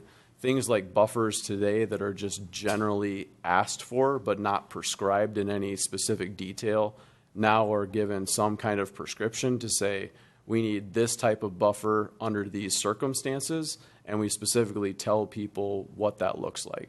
So this becomes most helpful for, say, a civil engineer, or more specifically their landscape architect that might do some of their developments, to understand exactly when we say buffer in this condition along a primary roadway, this is actually what that buffer means. This ordinance does relate. It does not replace our tree preservation and replacement ordinance. It does work in concert with that. So you'll see references within this ordinance that talk about things like, if you have replacement, you can count your required landscaping requirement as part of the replacement that's provided as well. And then we're also identifying, or kind of continuing forward, some level of landscaping requirements on things like parking areas. As we discussed just a little bit earlier ago with some of the building demand for commercial development in the city, we haven't spent a ton of time on that aspect, but certainly moving forward as we're presented with more commercial development, this will become more prevalent, and I think the regulations are being proactive to make sure we have the right nuts and bolts in place. So the existing ordinance, as I had mentioned, when we specifically deal with buffers, doesn't provide any clear definition as to what that means, whereas today we're looking at providing specific requirements for that. Screening is also somewhat generalized, but used to kind of supplement the fact that we didn't have a clear definition of a buffer. So today, buffers and screening work in concert together instead of being two separate elements in terms of how the code is laid out. Landscaping requirements previously, or today, has been set up based upon an overall value of a project, instead of really identifying what outcomes we're looking to see out of landscaping on a site-by-site basis. So not looking specifically at the total investment of a project, but now looking at what are our expectations for how those developments should look and feel when they're implemented in the ground. Open space. A little bit different. So in the residential districts, you see that category in all of those bulk regulation tables that talks about impervious surface. And I know we've previously spoken at the council level about what the purpose of impervious surface is. There's an aesthetic, but also a functional aspect of that. Open space speaks more to the development level and not just a site-specific level. But also helps us, if you look through the rest of the ordinance, we have specific planting requirements that are based on whatever the minimum open space is for each district within the city. So here you're looking at 50% open space within single-family resident districts that emphasize single-family residential development, and then looking at lower percentages of open space that translate into higher level of landscaping requirements elsewhere in the ordinance. I would say if you looked at existing developments, again, because we haven't had a ton in other communities to the east, you'll see very consistent translation of what these open space requirements are for medium and high density residential, as well as those commercial and industrial districts that we haven't yet had a ton of development in Victoria. The table on the bottom, again, looking at that 3 trees per lot within single-family focused districts, and then using that open space calculation to identify how many trees or shrubs would be required on a site-by-site basis. Just to show how that math works out, top example is more that medium or high-density residential project for how many trees go on a site that's only an acre in size. That's a higher level of planting on what we would probably see out of 2 or 3 single-family lots, also equaling that acre in size. And then the same thing down below for that commercial or industrial district, just to show what those numbers mean when we look at an acre basis. As I had mentioned, there's been quite a bit of focus and emphasis on this buffer dialogue, primarily because we've had more development that's dealing with kind of that medium density development more recently, probably in the past couple of years. So how do we effectively transition from different zoned districts and give some respect to the fact that there are differences and not everyone that lives next to a competing district wants to feel or experience the impact of kind of the different level of activity that takes place in a higher intensity district. The table really says, so if I'm looking here, if I have a R1 district next to an R1 district, they're basically the same, so no buffer is required. As you basically start surmounting lower intensity districts next to higher intensity districts, that buffer requirement increases. And then the bulleted list below says if you need a 40-foot buffer, here's what that 40-foot buffer means. Any questions on that? How does this, both this specific piece, but also the previous piece about the residential districts and the number of trees, Yep. how does that interface with the tree preservation policy? In other words, can you cut everything down and then start fresh, planting your 3, or when those things are in conflict? You what could. do you do? So the way that our tree preservation and replacement ordinance works is you basically have a table that says if you do cut down everything, you have a higher penalty in terms of what you're required to replace. So the incentive usually is that they might have some removals that get done and then the corresponding replacement. The landscape requirements here, so the minimum landscape requirements can be supplemented by whatever their replacement requirements are. Buffer requirements are in addition to any replacement or minimum landscaping requirements. This is again where we start talking about what are our expectations for development. So there are going to be instances where just the minimum doesn't really address this character element, whether we're on principal roadways or transitioning from district to district. Thank you. Yep. So the other thing that was added, and I know Councilmember Vogt has had quite a bit of thought on this topic, but also our Planning Commission did have quite a bit of discussion about what do we do that provides for the level of screening and kind of that aesthetic along our principal corridors in the community. So one of the more recent updates that was made that was reviewed by the Planning Commission on the 16th was really specifying as we have different types of major roadways in the city, that level of buffer also increases. I have a few examples on corresponding slides. So along County Road 18, you can see the 3 images on the right identify different implementation of what had been buffers along that roadway. In some cases, you have really good and dense and consistent vegetation along that buffer. In other cases, you have kind of these wide open windows from the corridor to home sites within and adjacent to that corridor. So really trying to clean up, again, more of a consistent aesthetic. This is an example of Lake Town that because we didn't have any prescriptive requirements of buffers, from start to finish, there wasn't a consistent implementation along County Road 11. Images on your right show that buffer along County Road 11, where again you can see that density of trees along that berm.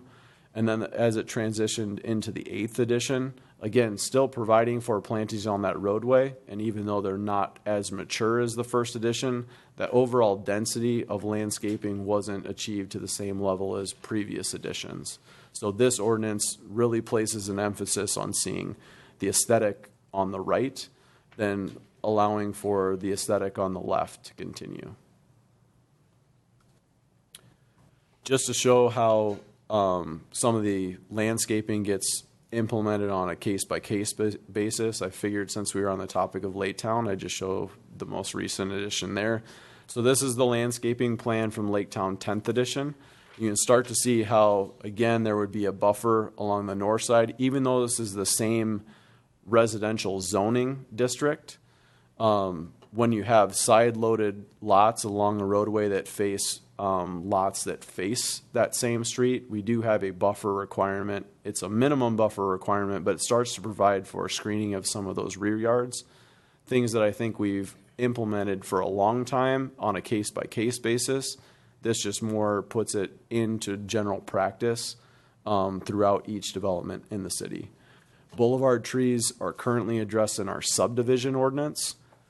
The reason for including the same regulations in this landscape and open space chapter is because in terms of clarity to the development community, this is the ordinance they're going to default to when they're talking about planting responsibilities. The subdivision ordinance really just has to do with what type of streets am I putting in, what type or sizes of utilities, those types of things. So the appropriate location, we're basically just moving it here. And if we do updates to the subdivision ordinance, we'd remove the regulations from that location. And then as I had indicated, this isn't probably a wholesale change in any shape or form, but certainly as we have parking lots continue to be built in the city, looking for some key things like islands at the ends of aisles to try to define where people might be circulating through versus backing in and out of different spaces, and where we have kind of that edge between a parking lot that has spaces facing public streets, trying to screen out those headlights from shining directly onto those adjacent roadways is essentially what those parts of the regulations are addressing. It's kind of as short of an overview as I could get for those three different zoning ordinances. Again, provide you with a copy of a very similar presentation that was given to the Planning Commission on May 16th. The Planning Commission did hold a public hearing. We didn't have anyone in attendance that got up and spoke on any of those regulations. Planning Commission did recommend approval of all the ordinances as drafted. I'd be happy to answer any of their questions, but would certainly hand it back over to the council. All right, thank you, Ben. Council members, questions? I have comments, a couple comments, but no Go ahead. specific questions. I've had some discussions with Ben. First of all, the overriding comment is this is a tremendous thing. We've lived with the old ordinances far too long, and this probably should have been done 5 years ago plus. And it's great to see that it's happening. I applaud Ben for the initiative and the Planning Commission for their expertise and diligence. Given that, having said that, I'm very enthused about this and for it, but I am a little bit concerned about one part of it, and I wouldn't want to sway. I wouldn't want to change voting, but I do want to raise the concern that we look at this going forward, and maybe we can tweak it based on experience. But I really think the buffer. First of all, it's a tremendous improvement in the whole idea of buffers, where we've gone from basically no documentation to quite a bit of documentation. But for instance, I'm really the most concerned about the buffers on transportation corridors, mainly near major arterials and minor arterials, where the current ordinance is written that it be 30 feet for minor, a 30-foot buffer for minor arterials and a 40-foot for major arterials. Now, if you look at Highway 5 or Victoria Drive, you look at some of the really beautiful buffers that are there that were well done, and I'd look at the buffer that is on the east side of Victoria Drive with the Chevelle, and on the west side of Victoria Drive going from Deer Run Golf Course to Lake Town's entrance, that berm, which Ben showed a picture of, those buffers on a major arterial are both wide and high, and actually do a lot to obfuscate the roadway from the housing development. So I'm not quite sure how that reconciles with the fact that our proposed ordinance has 30 feet for a minor arterial and 40 feet for a major arterial and an 8-foot height. So it doesn't quite ring with me that that's sufficient. And I think part of the distortion that we see is that when we're visually looking at these buffers, and this is not only visual, it's real as far as some of the protection it provides, is we have a large right-of-way going from the roadway to the property line. And that right-of-way can be, 100 feet. It can be a substantial amount of land. And so what people see is they see the right-of-way plus the buffer, and it looks pretty darn good. But the concern is that the right-of-way is in jeopardy because if you have a major arterial, if it turns into 4 lanes, most of that right-of-way will be used up. If you have to put in a lot of turn lanes, most of that right-of-way will disappear. So I am a little bit concerned, even though there's been a lot of thought given to this by the Planning Commission, that the corridor buffers for the transportation corridors, major arterials, minor arterials, and some of the connector roads, that we still don't have big enough buffers in the ordinance. That's the only concern that I saw going through this whole thing, and it's not an overriding concern in the sense that I would vote for this ordinance as it is rather than slow this thing down, because I think we need to get this thing implemented.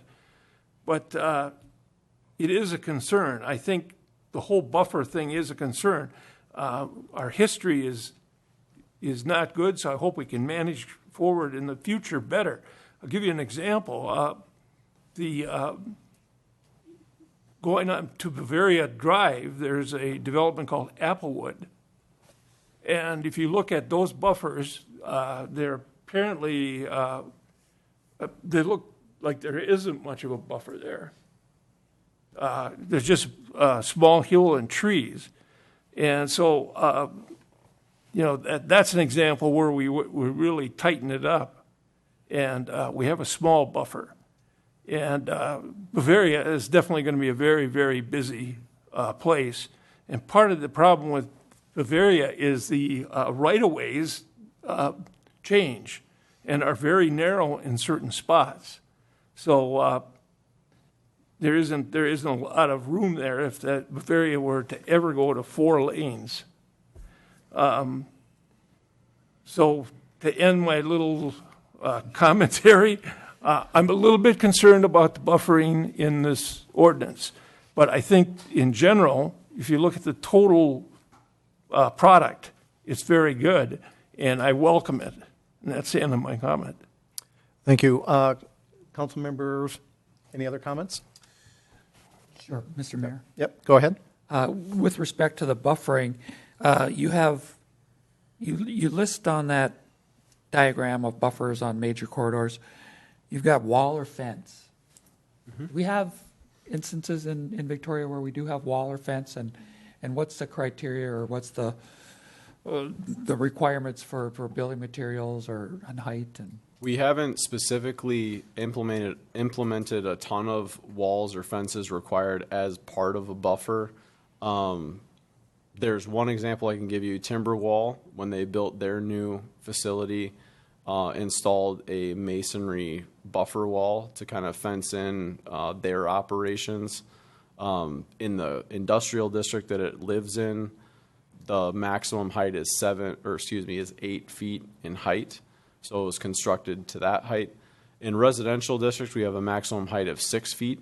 The language that you're seeing here, though, is a reflection of what we do have in place today that really says we do have this vegetated buffer as an expectation, but to Councilmember Vogt's point, there may be circumstances where those buffers aren't significant or effective enough that the council may also look, and Planning Commission may look at other conditions where some type of a wall or a fence is appropriate to help to mitigate between whether it's a major corridor or some higher intensity use where that fence would also be an appropriate location. So it's slightly organized within this language, but it's something that currently exists in the screening section of our landscape ordinance today. Go ahead. Thank you. Couple questions. One is, you use the example of the earlier Lake Town additions and then I think it's the 8th, where the buffer is much more sparse. Is there any thought, whether by ordinance or otherwise, to going back and filling those in a little bit more where the access and the city, I think city-owned easements and right-of-ways exist, to going back and bringing that more into line with the overall expectations that we've had previously? We don't have the ability to go and enforce this ordinance on existing conditions, because in a lot of cases, again, because we approve things by PUD, those landscaping plans were part of the plan unit development plan.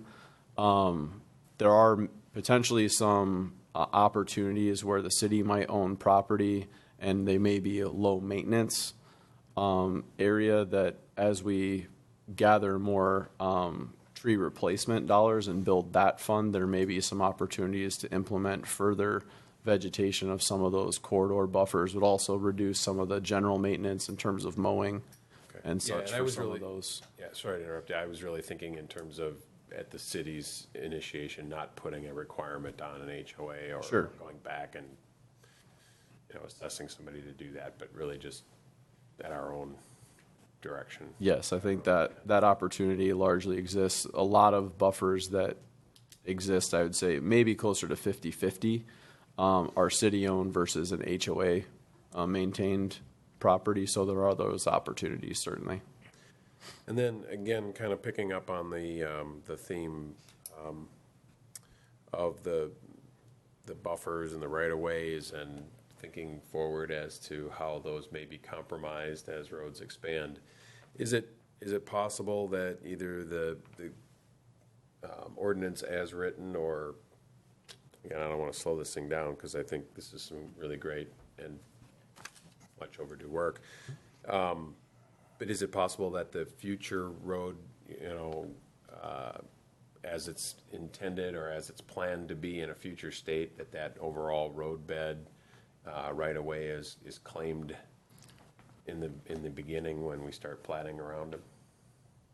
Yes. So I'll explain a little bit, maybe elaborate a little bit further on where Councilmember Vogt was and kind of his understanding of where some of that buffer disparity is, I would say, from roadway to roadway. The important part of our comprehensive plan is we do identify those future expansions of major roadways throughout our community as we grow and expand.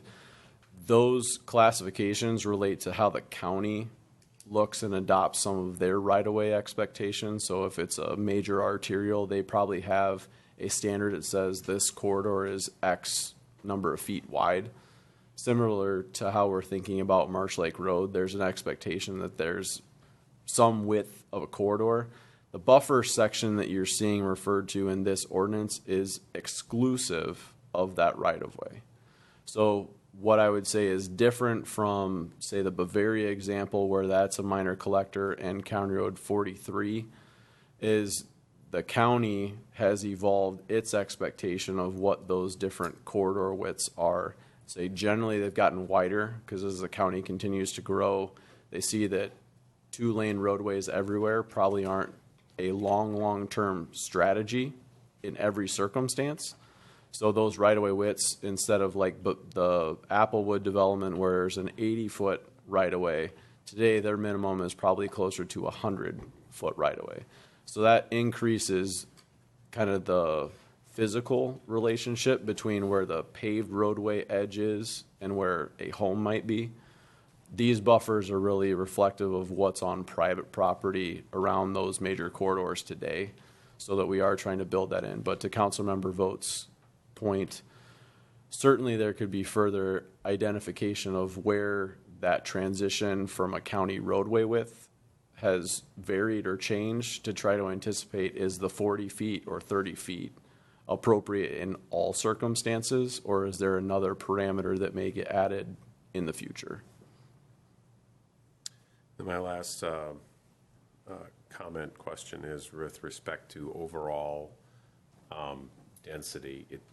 Just looking at the progression, it appears that everything's getting tighter and more dense. And, certainly there's been varying degrees of interest in that over the years. So what is kind of the net effect, and how does that contrast to maybe our neighboring communities? I would say we today are fairly unique in that we really only have one district that manages single-family residential development.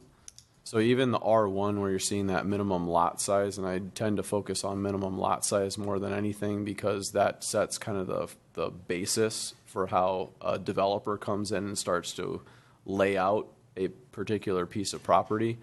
That's still quite large. There are a number of developments that have been approved recently that would not be able to achieve that 12,000 square feet.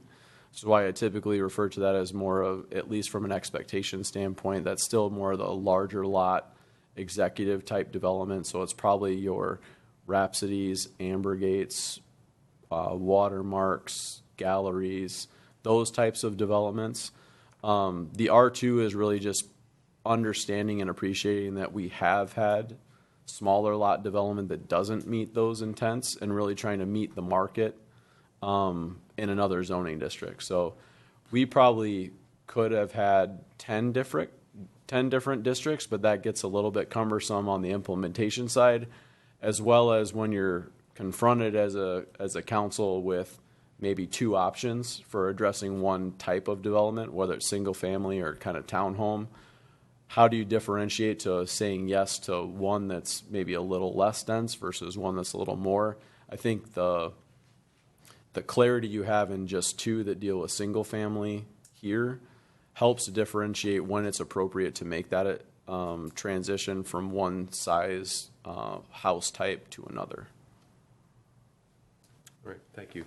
I think it would be helpful just on this map or maps of this nature to kind of add some definition of what principal arterial and A minor arterial. I assume that has some reference to the number of cars per hour or per day or some traffic level. If you could just add that in there, I think that would be very useful for people to understand. Thank you. Thanks.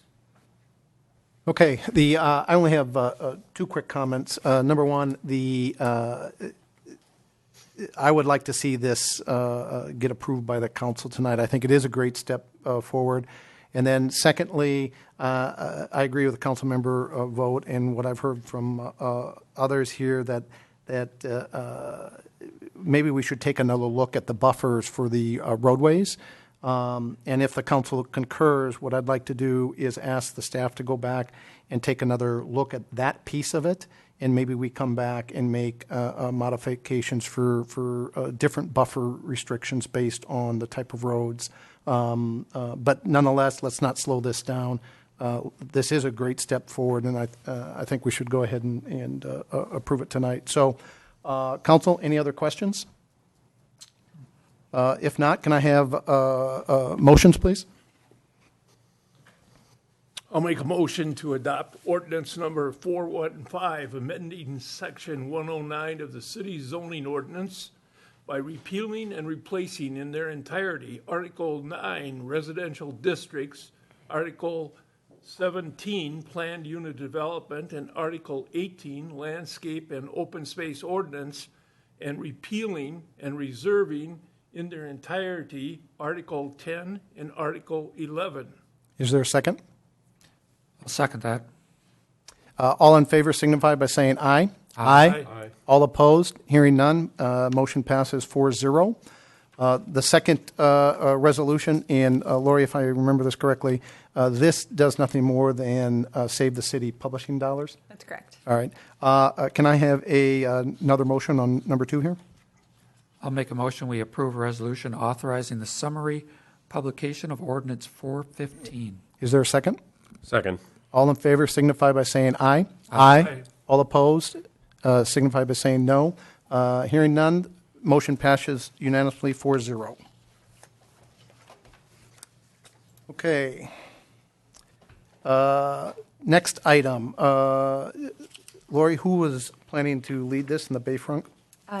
Ann Monkey will give a staff report on this item, Mayor. Ann, please proceed. Yep, good evening, Mayor, Council. The action tonight before you would be to authorize or allow staff to have a discussion with Three Rivers Park District and also the Hennepin Regional Rail Authority regarding a concept plan for the Overlook area. Just to orient you, the Overlook sits between the new bandstand and also the new Bayfront Park. It is property that is owned by both Hennepin Regional Rail Authority and Three Rivers Park District. It kind of cuts in half the property owners. It was built several years ago and remodeled about in 2010. Once the Bayfront Park and the bandstand were completed, some of the local people that were involved in the project decided to take a look at the Overlook area. As it sits today, it's kind of a gravel bed with a brick wall around it. And with the improvements that were made to Bayfront and also the bandstand, I think there was some community engagement that was looking at possibly doing something with this Overlook area. After the first summer of real use down in this area, the late Randy Miller had decided to take it upon himself to lead this project. He worked with Mr. Jeff Hartman to come up with some plans, some very concept plans for this area. I did provide a copy of larger plans to you tonight. There's actually 2. The first one, which we'd call Concept 1, is a smaller area in the Overlook, and then Concept 2 encompasses a larger area that really ties more into Bayfront Park. And then that third sheet that I gave you is an aerial photo of the existing Overlook, and then another layer of the concept plan for the Overlook. It would consist of pervious pavers, some grading, possibly adding some additional seating area. So it really would just kind of tie the whole area into just aesthetically from the Bayfront Park all the way down to the bandstand. We've gotten some real rough estimates for both the costs of these. Concept 1, roughly $90,000 to $115,000, and Concept 2 in that $130,000 to $160,000. And generally that cost is really associated with the pervious pavers. Because this would be a redevelopment project, we would be required to follow the Minnehaha Creek Watershed District rules, which would require some sort of stormwater improvement with this project as well. There has been no real discussion about funding for this. I think that Randy's intent prior to his departure was to raise private money for this. So one of the things that initially that the Park and Rec Committee talked about was, yeah, they'd like to see this, but not utilize general fund dollars from the park department to cover the cost of this. So my plan would be to seek council authorization to at least start the discussion with Hennepin County Regional Rail and also the Three Rivers Park District, and not get too far down the road if this isn't something the council would like to pursue, or if Three Rivers Park District and Hennepin Regional Rail have objections to this, which I really don't anticipate that they will. But I wanted to seek your input prior to having those discussions. The bandstand did take us about 4 years to get through the process of approvals, so this isn't something that will happen overnight. I would anticipate at least a couple years of planning, trying to determine funding, and then going back to the Park and Rec Committee and also the council for further discussions on that. The Park and Rec Committee did look at it at its May 15th meeting, and general consensus was they really liked the larger plan, and did recommend that the council authorize staff to move forward. And Councilmember Gregory was at our meeting for this discussion, and he may have some additional comments. So with that. Thank you, Ann. Councilmember Gregory? Yeah, I would concur. The Park and Rec did like the plan. They liked the larger plan. Everything was good, other than the funding. And with the addition of the Wasserman Park, they thought funding was going to be an issue. And I'm not sure where and if or how the funding for to try to raise funds for this as a I don't know where that would come from. Personally, we're looking at this as the rail authority looks like they own most of that land. Is that a good assumption there? So from the map, you can see where the black line that cuts through. On the south side would be the Hennepin Regional Rail Authority, and on the north side is the Three Rivers Park District. So it's probably about two-thirds and a third, maybe. Okay. So of those two agencies, which would be the most challenging and which would take the longest? Probably Three Rivers Park District. Oh, it would. And you think 2 years is a reasonable? I think between getting plans, getting approvals, trying to determine funding.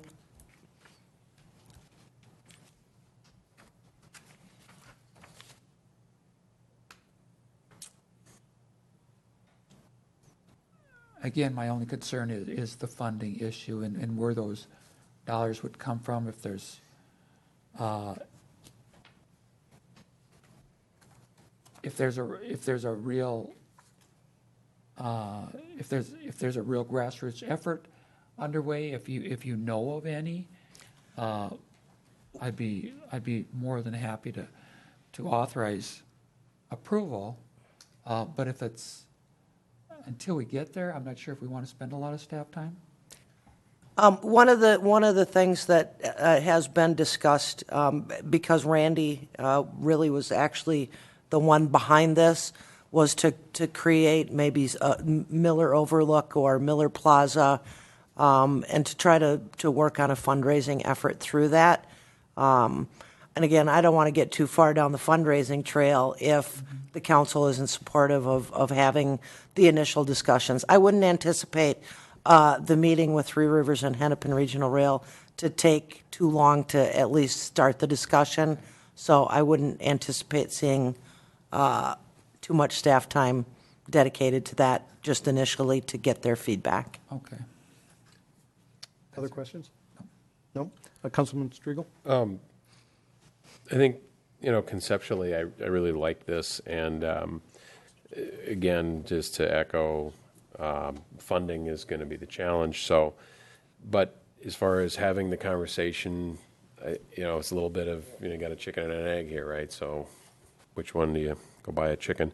But have you looked at things like selling a brick? People get their names engraved in a brick, and I can imagine where, again, with a good grassroots, Miller Plaza, some kind of a rallying point there that might be pretty fruitful. But how do you stage that in terms of start the conversation, see what kind of money you can round up, and then? Yes, I would. That would be the process I would use. So I don't want to get too far down the road without at least getting some initial okays from those agencies. Got it. Councilmember Vogt? As an individual, I'd support this, and I pursue it at least to the point of seeing if there were any major obstacles. In terms of cost, $130,000, that's not an insurmountable amount for fundraising, considering what has already been done. And certainly, I think the city of Victoria should stay tuned with this, very close to this, because you talk about something that really would be useful and pertinent. This is it. It's right a few feet from us, and it certainly would be a wonderful thing. And I would say we should try our darnest to make it happen.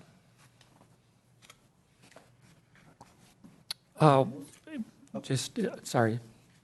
Hang on. I'm done. Okay, thank you. Councilmember Gregory? And again, I like the concept, I like the plans, and if it's minimal staff time, I would have no problem with authorizing that. Any other comments? Just a quick note then, I don't mind, I also am not opposed to the staff spending a little bit of time to find out if this is a possibility. And I think the Park and Recs Committee kind of hit the nail on the head as far as the question of the funding. I'd love to see if there's an effort for citizens to raise this independent of the city. My one concern is the fact that with the council's approval of the Wasserman project, which was unplanned for, that's $875,000. I really don't want to take on additional unplanned activities. But at this point, since it's early in the process, I'm not opposed to the staff at least spending a little bit of time to find out whether or not this could actually come to fruition. So, council, any other questions, comments? Okay, Ann, does that provide you the guidance you needed? Yes, I think it does. There's a proposed motion here. Do we want to make that? Yeah, can we bring up the motion, please? It doesn't talk dollars. It's just. But I would make a motion to authorize staff to discuss the Overlook concept plan with Three Rivers Park District and Hennepin County Regional Rail Authority to determine if the project would be acceptable and what approvals would be required. Is there a second? Second. All those in favor signify by saying aye. Aye. Aye. All opposed? Motion passes 4-0. Thank you. Thank you. Okay, item D was removed. Changed it. I'm sorry? Sorry, we changed it to approve the planning commission. Oh, yes, I'm sorry. You're correct. Lori? Thank you, Mayor. Earlier this evening, the City Council interviewed a single applicant for the Planning Commission, Bob Wolf. We do have a vacancy midterm on the Planning Commission due to the resignation of Jake Now. That position was advertised on our website and on our social media for a period of about 3 weeks. And we had received the one application, which was an individual that had applied previously. Council, any discussion? I'll take this. Go ahead. I thought Mr. Wolf presented himself very well. And I can't compare him to any other person. I mean, he's a sole interviewer. I think he's got great life experiences. His job, he's very technically predisposed. And I'd be in favor of going forward with nominating him to the Planning Commission. Thank you. Councilmember Gregory Strigel, any other additional comments? Certainly, I would reiterate that Mr. Wolf seemed like a wonderful gentleman, and I think he'd be a great addition to the Planning Commission. Appreciate that he's stepping forward in this environment, and that's good to see. That's good to see that people haven't been intimidated by some of the things, and so that's a good thing. So I would definitely approve Mr. Wolf on the Planning Commission. I just echo that and say it'll be a nice, fresh perspective. So I'm in Perfect. support. Oh, sorry. Agreed. So can I have a motion? We need a motion on this, do we not? Yes, Mayor. All right. Can I have a motion then? I'll make a motion to appoint Bob Wolf to the Victoria Planning Commission. Is there a second? Second. All in favor signify by saying aye. Aye. All opposed? Hearing none, motion passes unanimously, 4-0. Footnote on that, Lori, what's the remaining term on that and that he'll be serving out? I had it in the advertisement, and I apologize because we didn't put a staff report together for you. I can. Just for future meeting, if you could just make note of that, that'd be great. Thanks. Here, I can give it to you right now. The term ends March 31st, 2019. Okay, thank you. Okay, next item, Kara? Good evening, Mayor and Council. Tonight we are back before you with the 2017 street improvement project. So just to refresh your memory of where we are in the process, we started back with authorizing the feasibility study. Tonight we're asking you to approve the plans, which would allow the city council or the city staff to solicit bids for the project. And we'll touch base on the schedule going forward a little bit further in the presentation.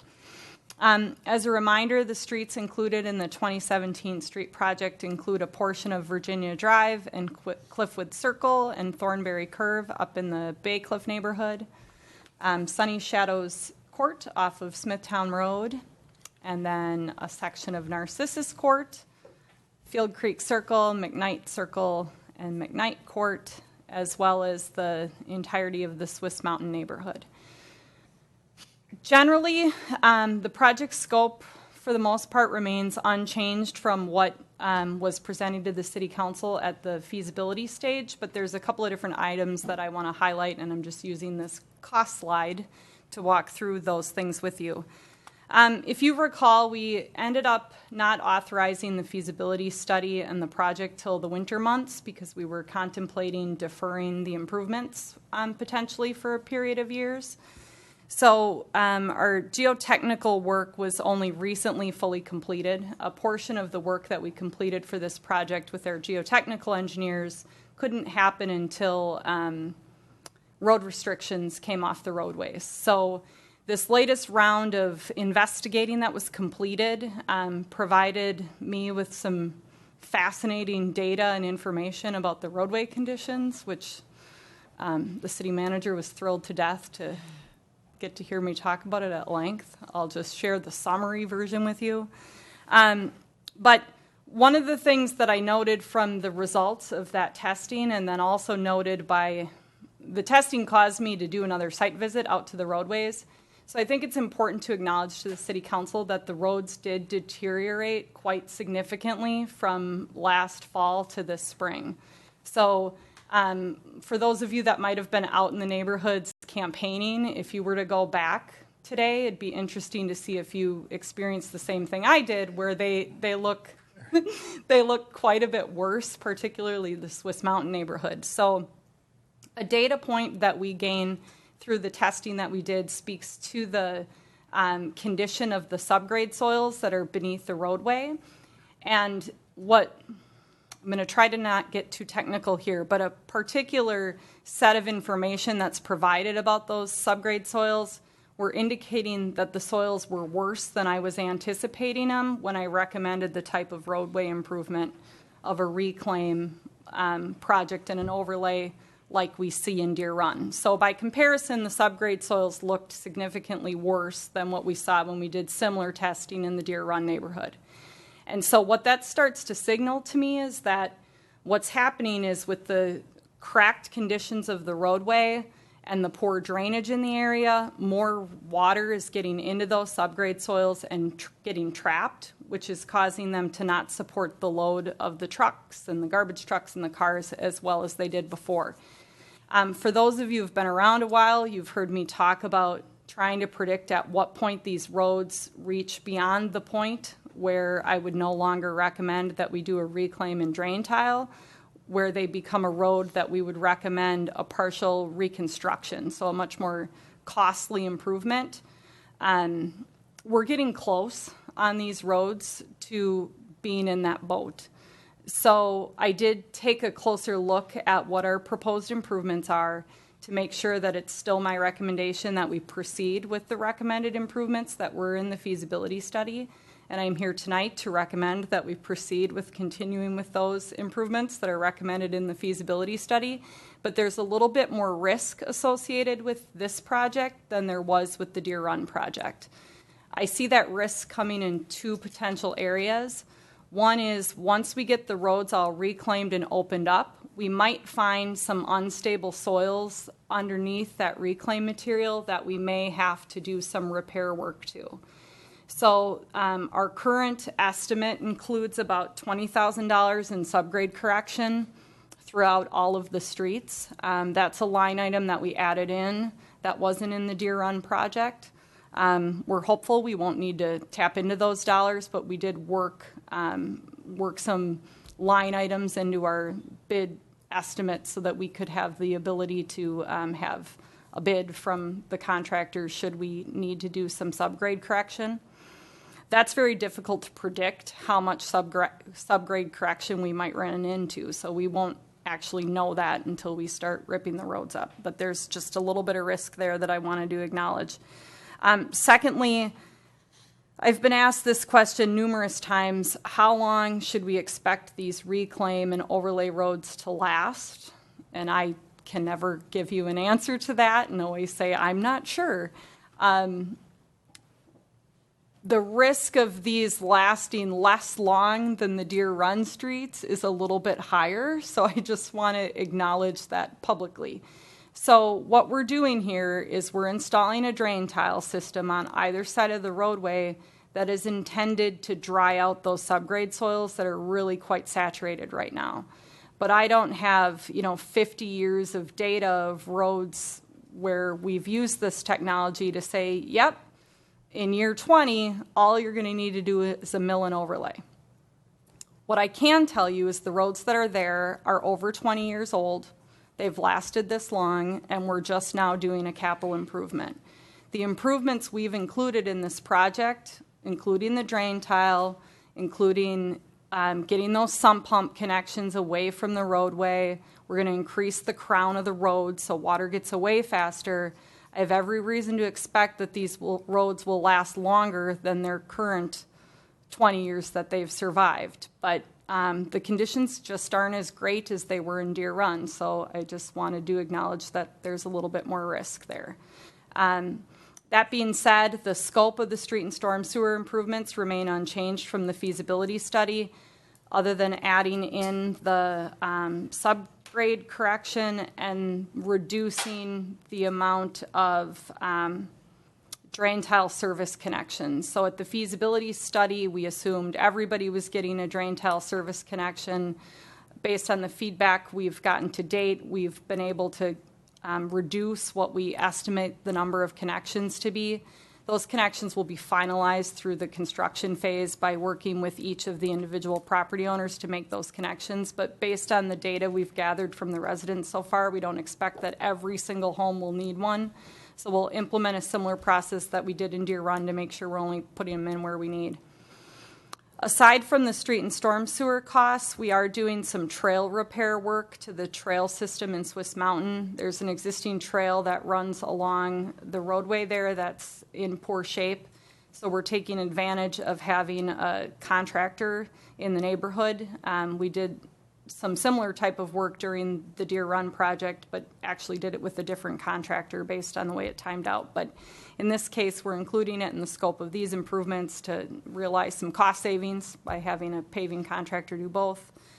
Verdon Court, do we have an aerial open? No. Verdon Court is in the Swiss Mountain neighborhood.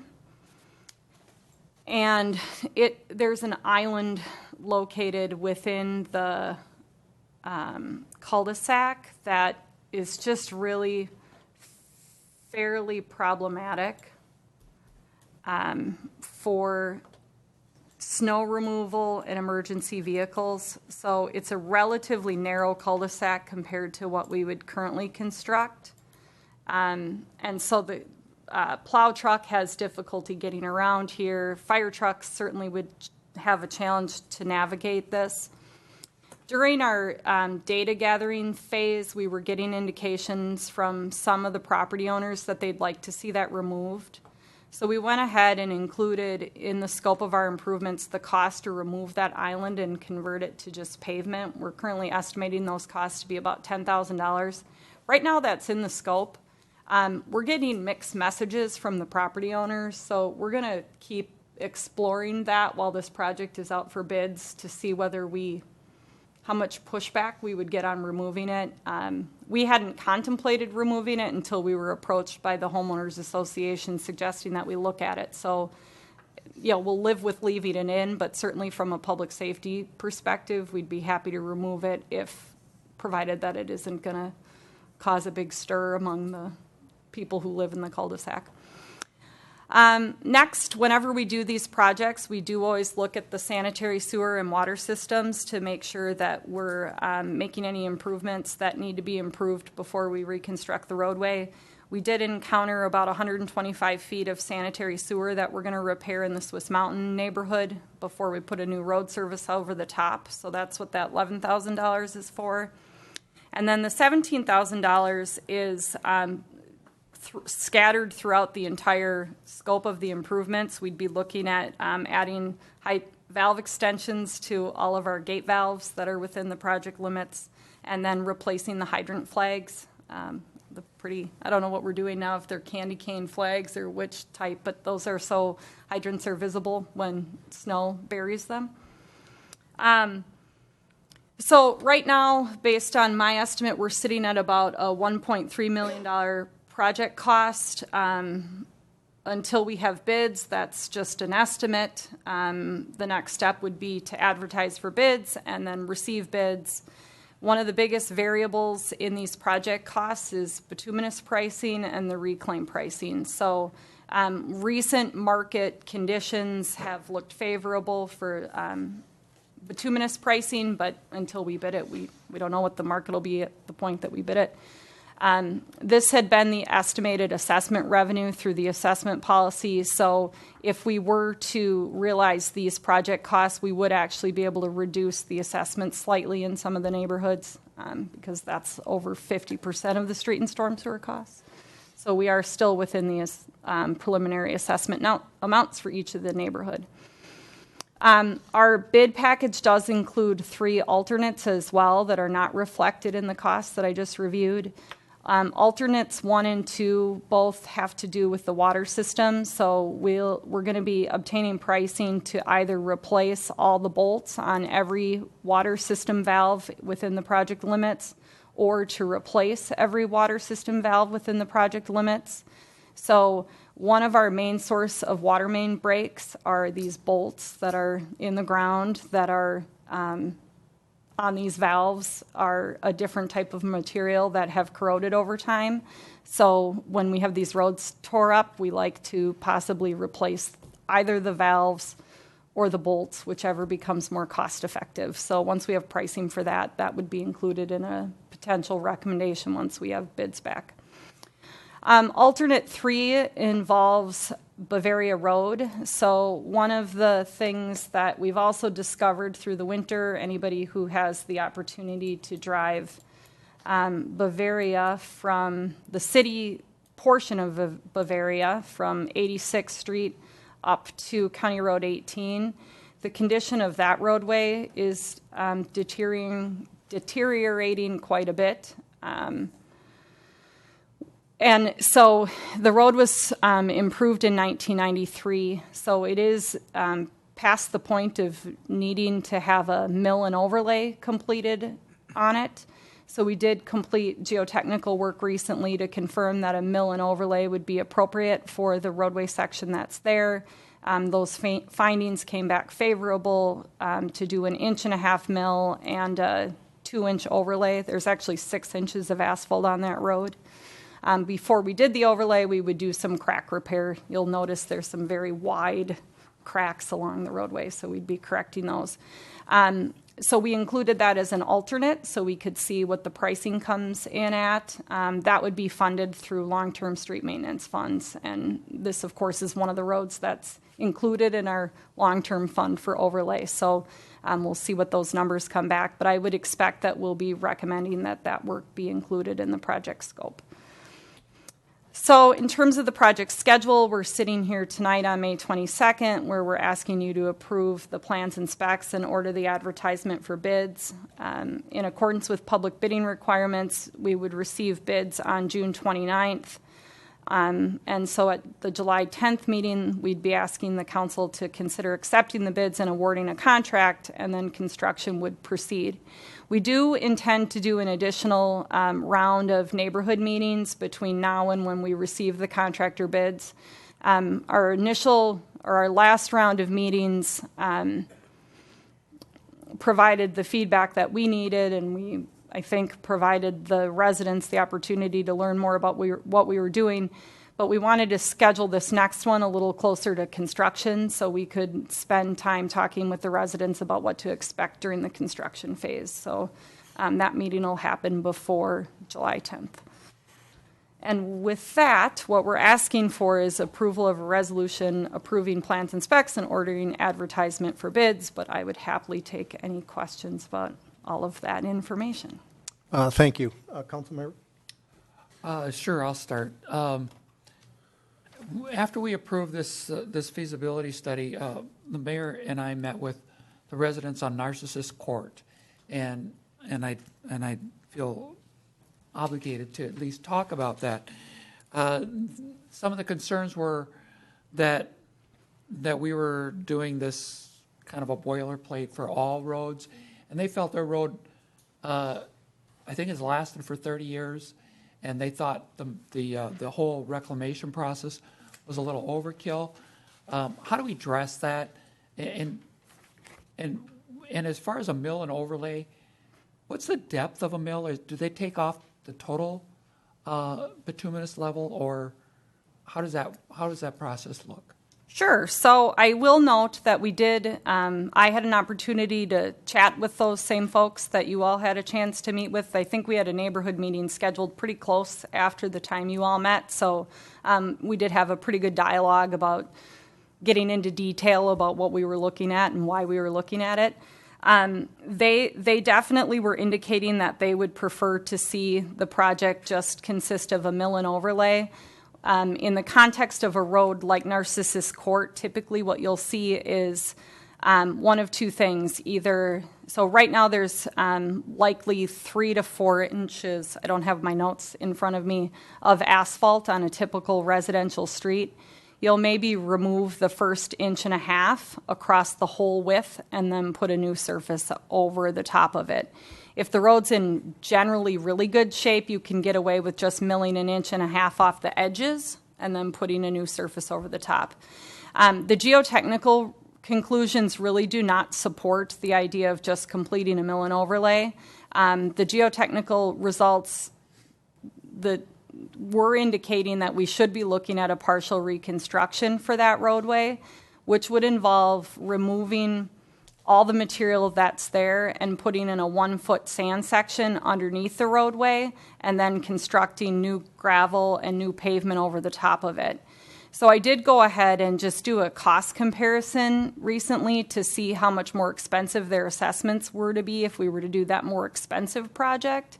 And right now the assessments are set at about $4,200. That more expensive partial reconstruction would drive those numbers up to about 7,000. So, from my vantage point, we're doing the least amount of improvement that we can to get another 20, 30 years out of the roadway without going that added expense of putting the sand section underneath the roadway. I do think there was some confusion early on with some of those property owners about what the scope actually involved. So I expect they'll welcome to hear that we're not forcing everyone to get a sump pump connection. And I certainly will share that final geotechnical report with them. I imagine the conversation will come up at our next neighborhood meeting on the topic. So we'll make that information available to them. That's all I have, Mr. Mayor. Couple of Councilmember Vogt? comments. Thank you. On the Swiss Mountain project, part of the project, you said you had $20,000 in for soil correction. It seems to me that if the total project is, well, was that, what was it? Was that $1 million? So the 20,000 is over the entire scope of the project, so it's maybe like 10% of the subgrade we're assuming we'd need to go in and correct. Because our 10%. goal will be to not correct it. Our goal is to get it reclaimed and then covered and let the drain tile do its work over time to help dry out that subgrade. Because without being an engineer, 20,000 doesn't seem like it's going to buy you anything.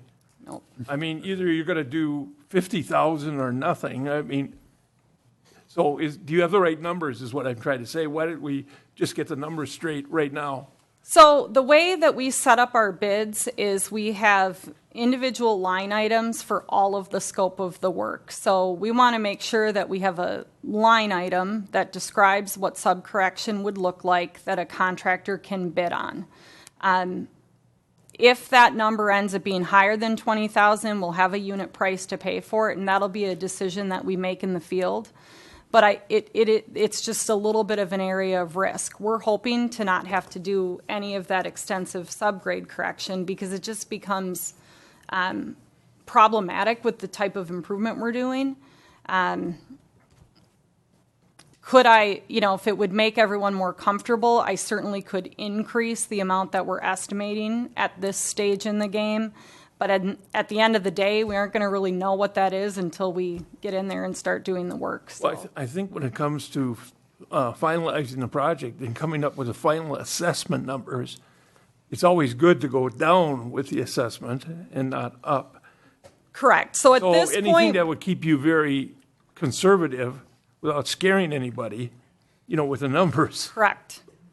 You should try to get as real as possible and make sure that we can give the homeowners good news. So at this point,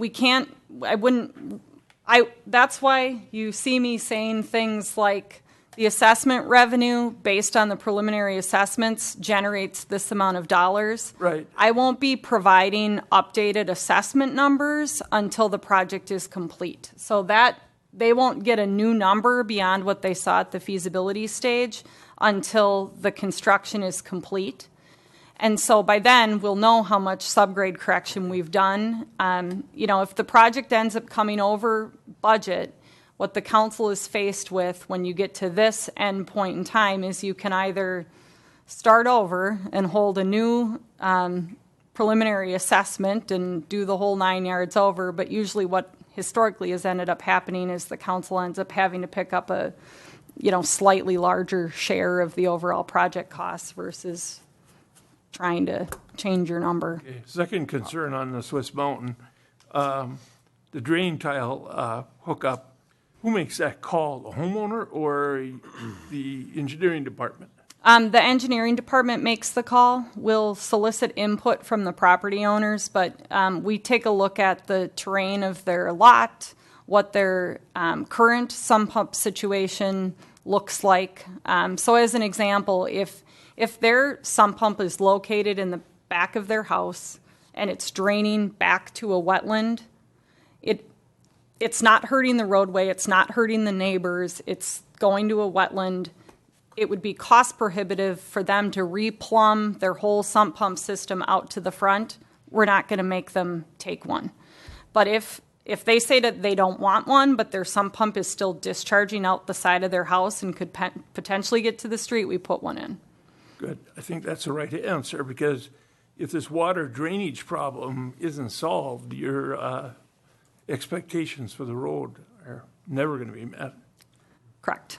Subsurface and surface drainage are both contributing to the deterioration of these roads, so we want to tackle them both correctly. Kara, it's also important to note that a sump connection does not affect the individual property owner's assessment. The benefit of that sump connection is really to the road and therefore to the entire project area. Right. So there's not an opportunity for a homeowner to save $150 on their assessment by foregoing a sump, which I think also reduces the incentive to try to say, oh, no, I don't need one, really, but to look at it from a fact-based position. Yeah. Swiss Mountain, I walked every inch of that neighborhood, and I could tell you it didn't look real good before. So glad you, I think it's the right decision. Anything else? No further. Councilmember Striegel? Thank you. Yeah, I had the same observation, or I guess let's say reaction to the soil correction dollar amount. It seemed pretty trivial, but I guess you'll update us as the bids start to come in. And I too was one of those sump connections where it drains out the back to a wetland, and it was an easy conversation, and it made sense. It was very logical to understand. I also have gotten the comment from residents in that area about that island removal in the cul-de-sac. And of course, it was just, let's get rid of the thing. It's, a pain to work around, et cetera, et cetera. The view that you provided, the street view there, made it clear why some would want that to remain. And I guess if it was me, I'd say headlights shining in my living room, speed of cars coming through, et cetera, et cetera. So I guess my question is, are we prepared to, maybe offer some trees or some landscape buffering to those immediately affected homes in the event that, if that's a way to get to something that works better for public safety and for the Public Works Department to maintain plowing and cleaning and maintaining that road?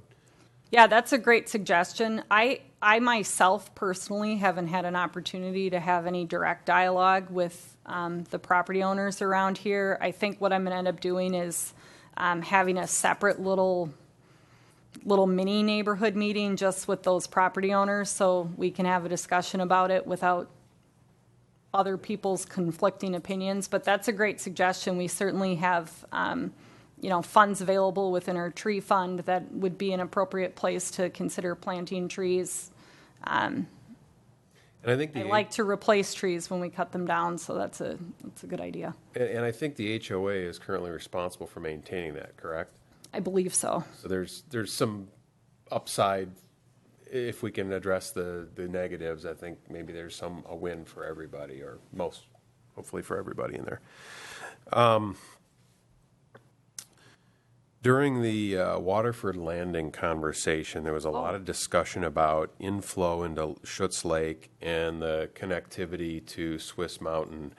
And I want to make absolutely certain we don't lose track of that and we do not miss this opportunity to look at the stormwater pond enhancement.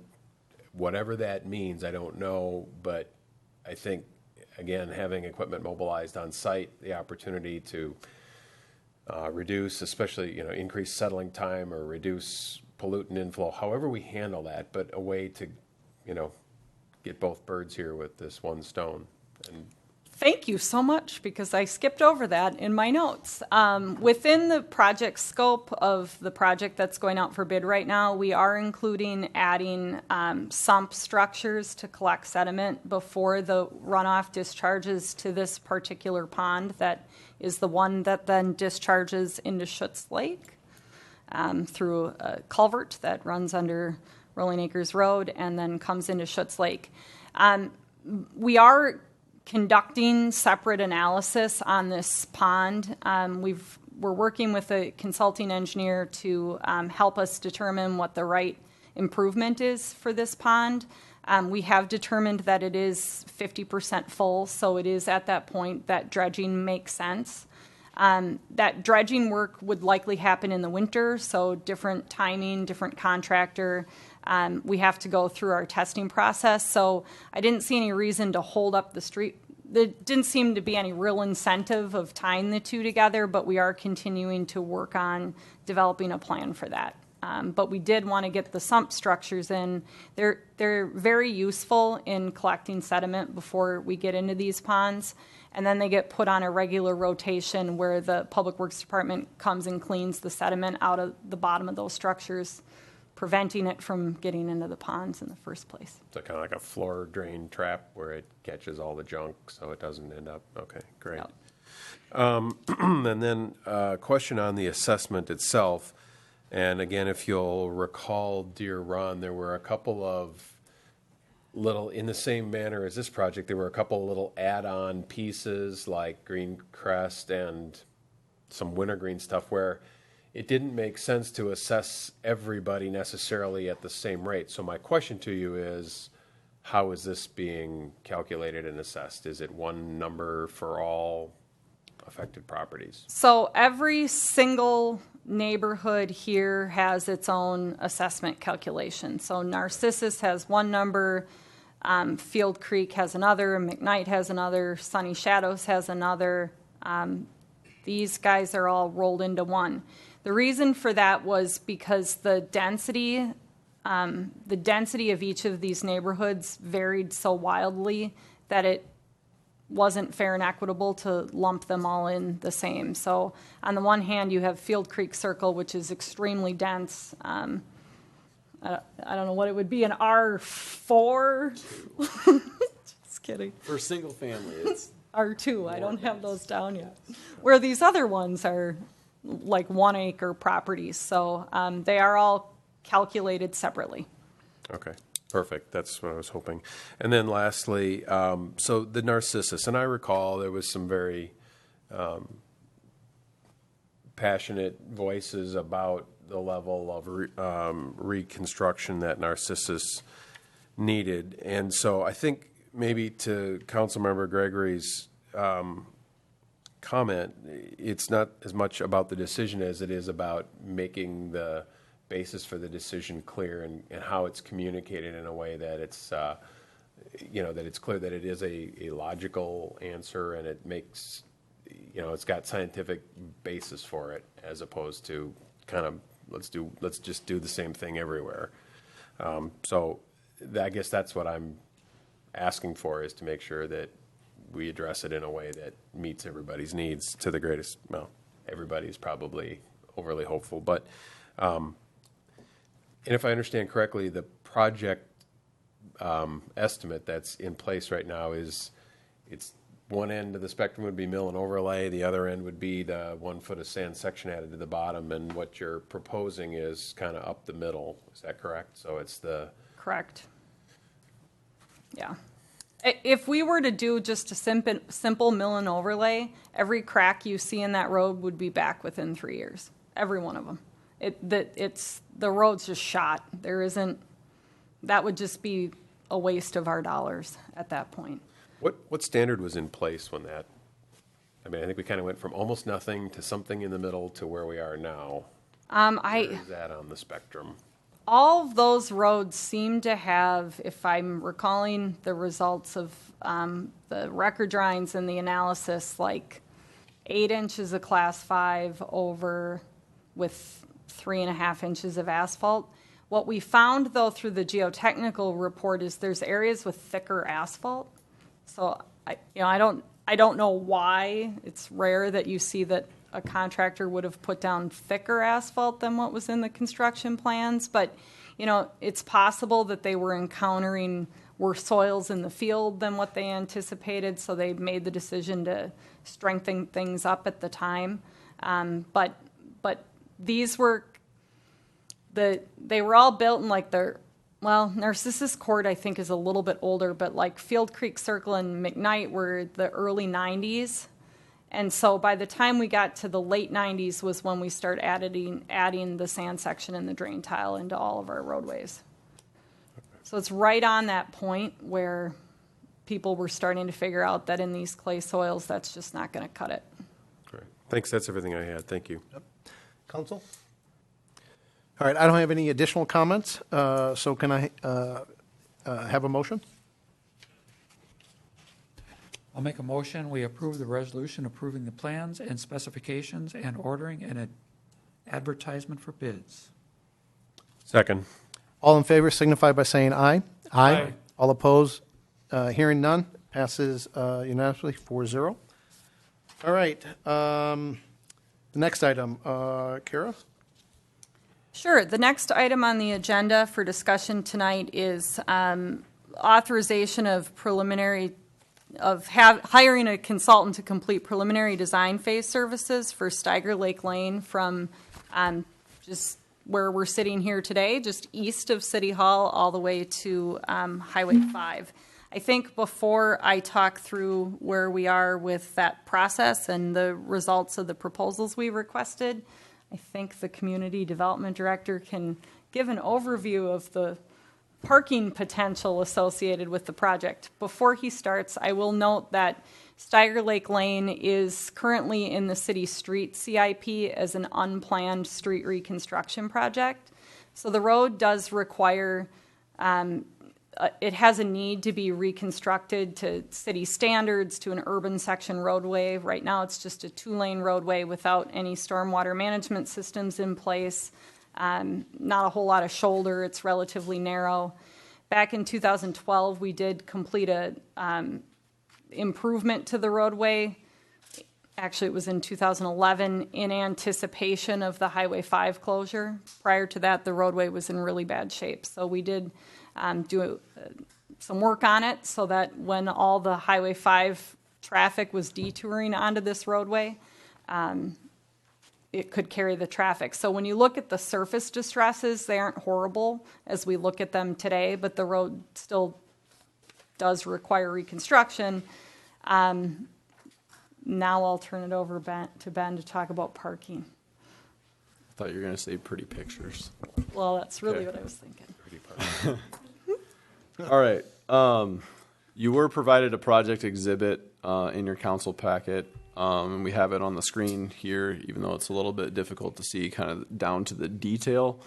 Really just an exercise to determine spatially what could actually fit in the right-of-way. So today we have a 66-foot wide right-of-way east of City Hall out to Highway 5. Generally speaking, that will accommodate our typical 8-foot sidewalk section on one side of the road, diagonal parking on one side of the road, and then parallel parking on the other. It does not have enough space in a 66-foot wide corridor for sidewalk on both sides.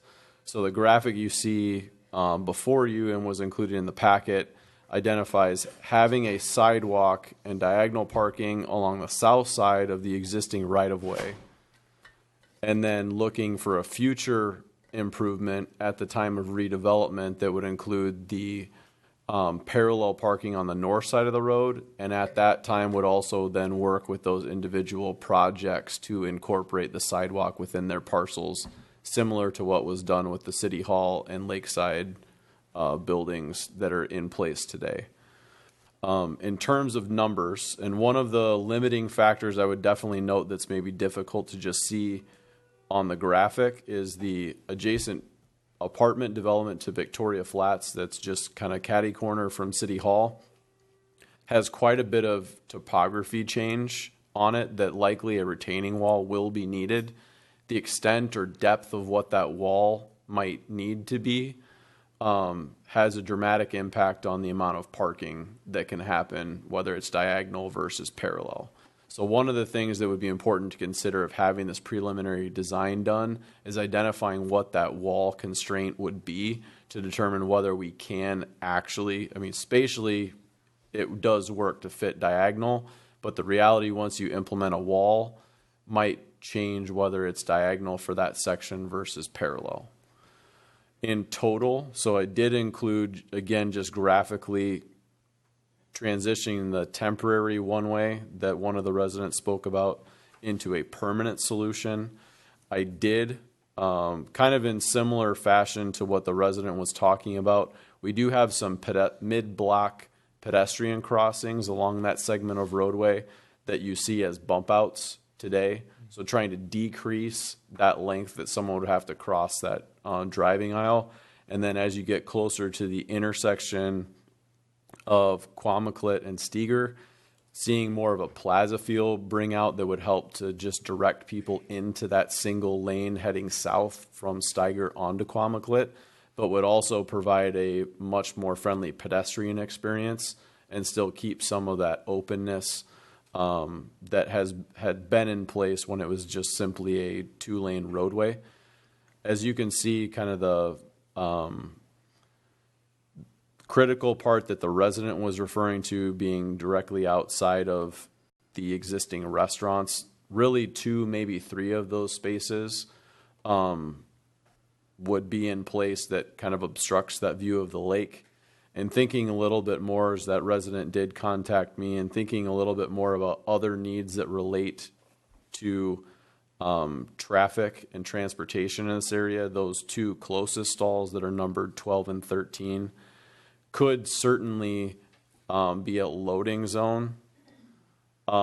Today, both Victoria House and Vic's do have food deliveries that end up either halting through traffic either on the alley or on Quamaclet or Steger, and having a designated space to have kind of that loading presence to accommodate those restaurants that's not in the line of travel would certainly be something worth looking further at. They could also be time-sensitive spots, so I know not as prevalent in Vic's, but Victoria House definitely has people that stop in to grab and go with food orders, that having maybe 15-minute parking there could be important for them, as well as the ice cream shop where people may just run in to grab ice cream on the way home or to an event or something like that. So there are ways to maybe deal with some of keeping the views open along those restaurants while also accommodating functions that do happen today and don't clog down other parking spaces in the city.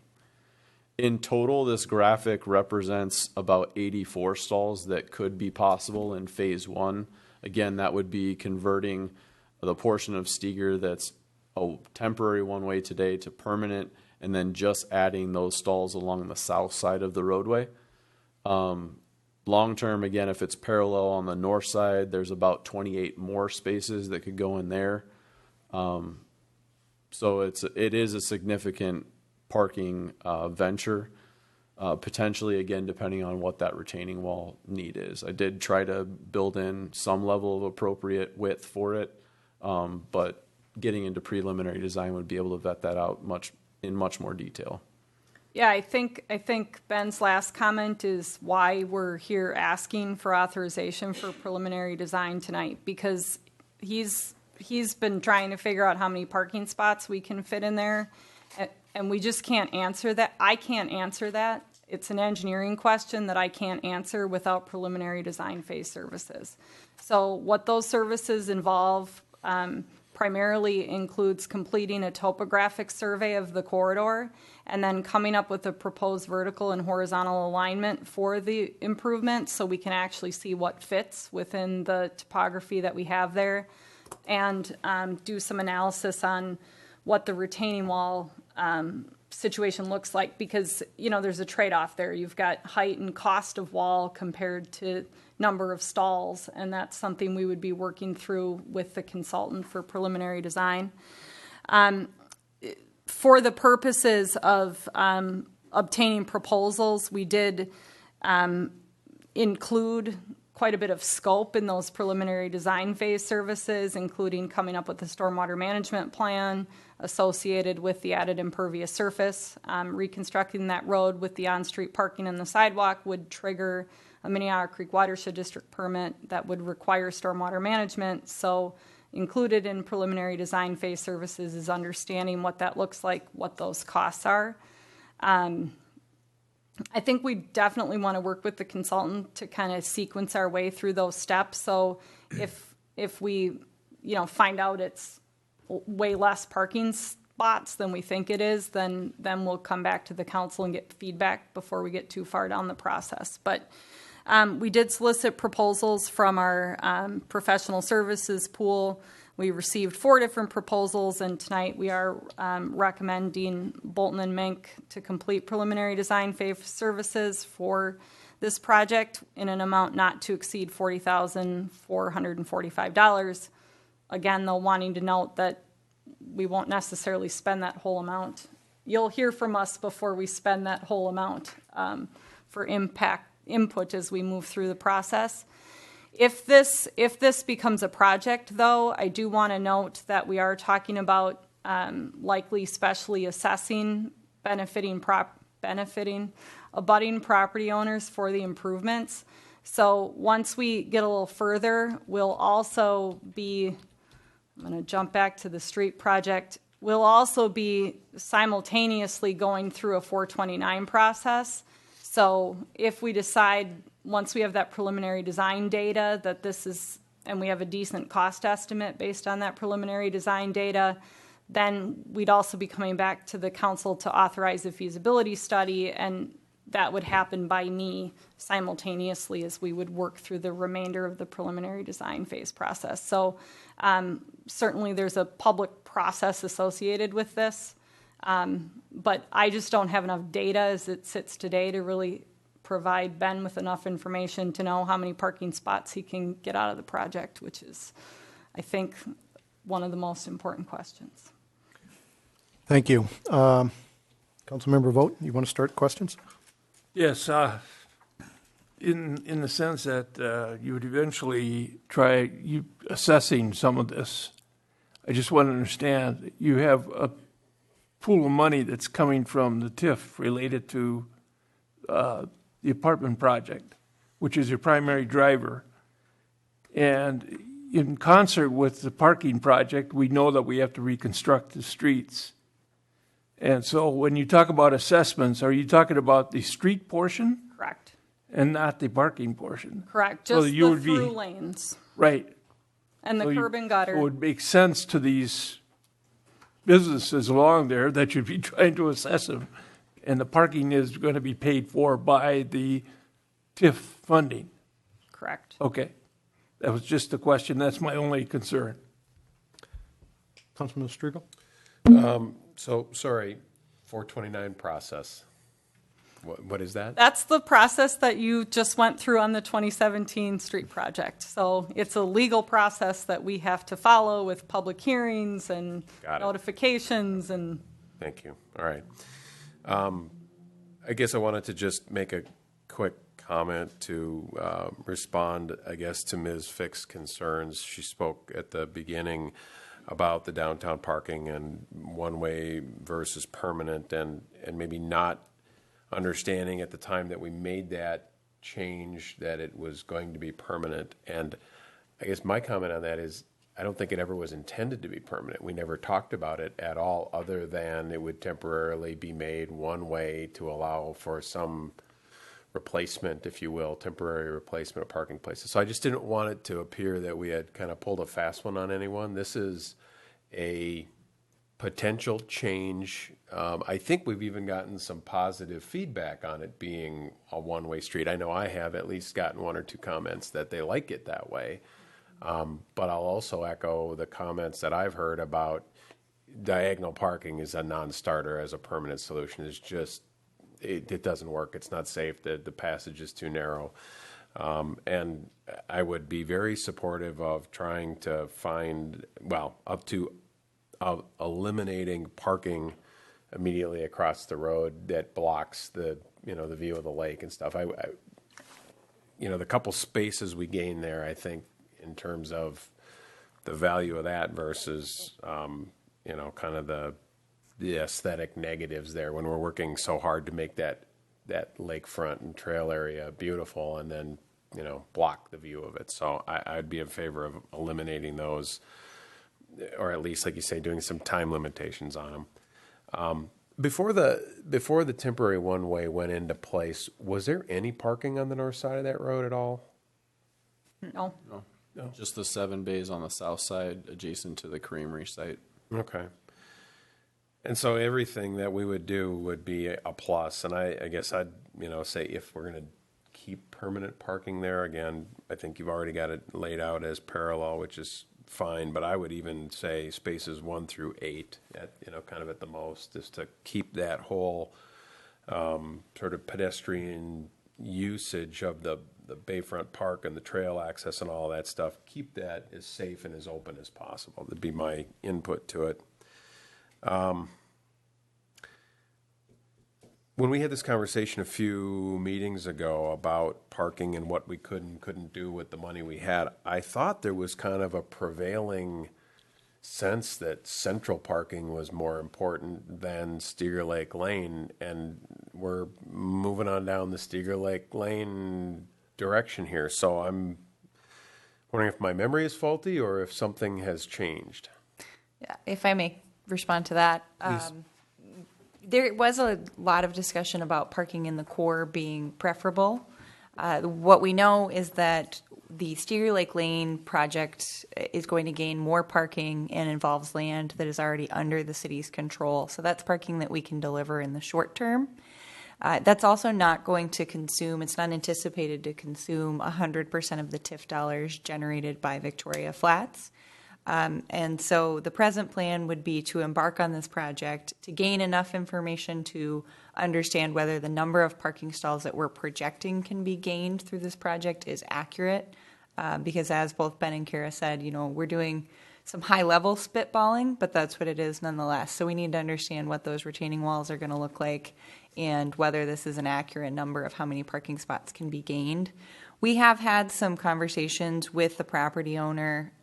We've talked about acquiring some private property, and I think what I'd be prepared to share is that property acquisition is going to be difficult to accomplish in the short term, and what staff is envisioning is that we would continue to work on the Steger Lake Lane project, which has the ability to add parking, nearly immediately. We could be into construction and completed by this time, well, not this time, by next summer, when we get into the heat of our events. And then we don't anticipate that that'll consume 100% of the TIF dollars generated by Victoria Flats. So we would keep in conversation with the council about acquiring the private property that's within the core. I've said this numerous times to the council, but for anyone that's watching that hasn't been part of the conversation, staff recognizes that the parking along Steger Lake Lane is not directly in the core. It's not exactly where I think most residents would like to see more parking. But what we believe the impact will be is that we really will be able to create the appearance of new parking in the core by moving staff parking for City Hall, the library, tenants of the Lakeside building, hopefully park and ride guests that are coming to our downtown to utilize the regional bicycle trail. If we can move some number of those cars that are currently using our municipal lots in the core out to this parking on Steger Lake Lane, we will effectively be creating new parking within the core. So we haven't lost sight of that as a future project, but we do want to try to move forward with this to be able to realize it in a shorter time period.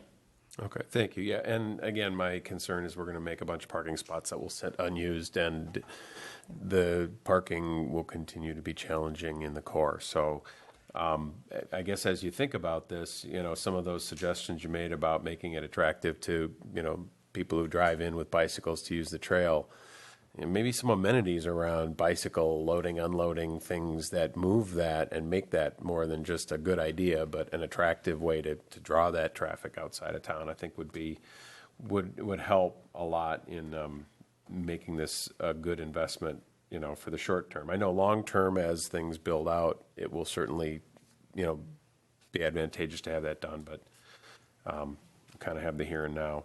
Is the difficulty in acquiring that private property a financial statement, or is there just no interest in giving it up at this point?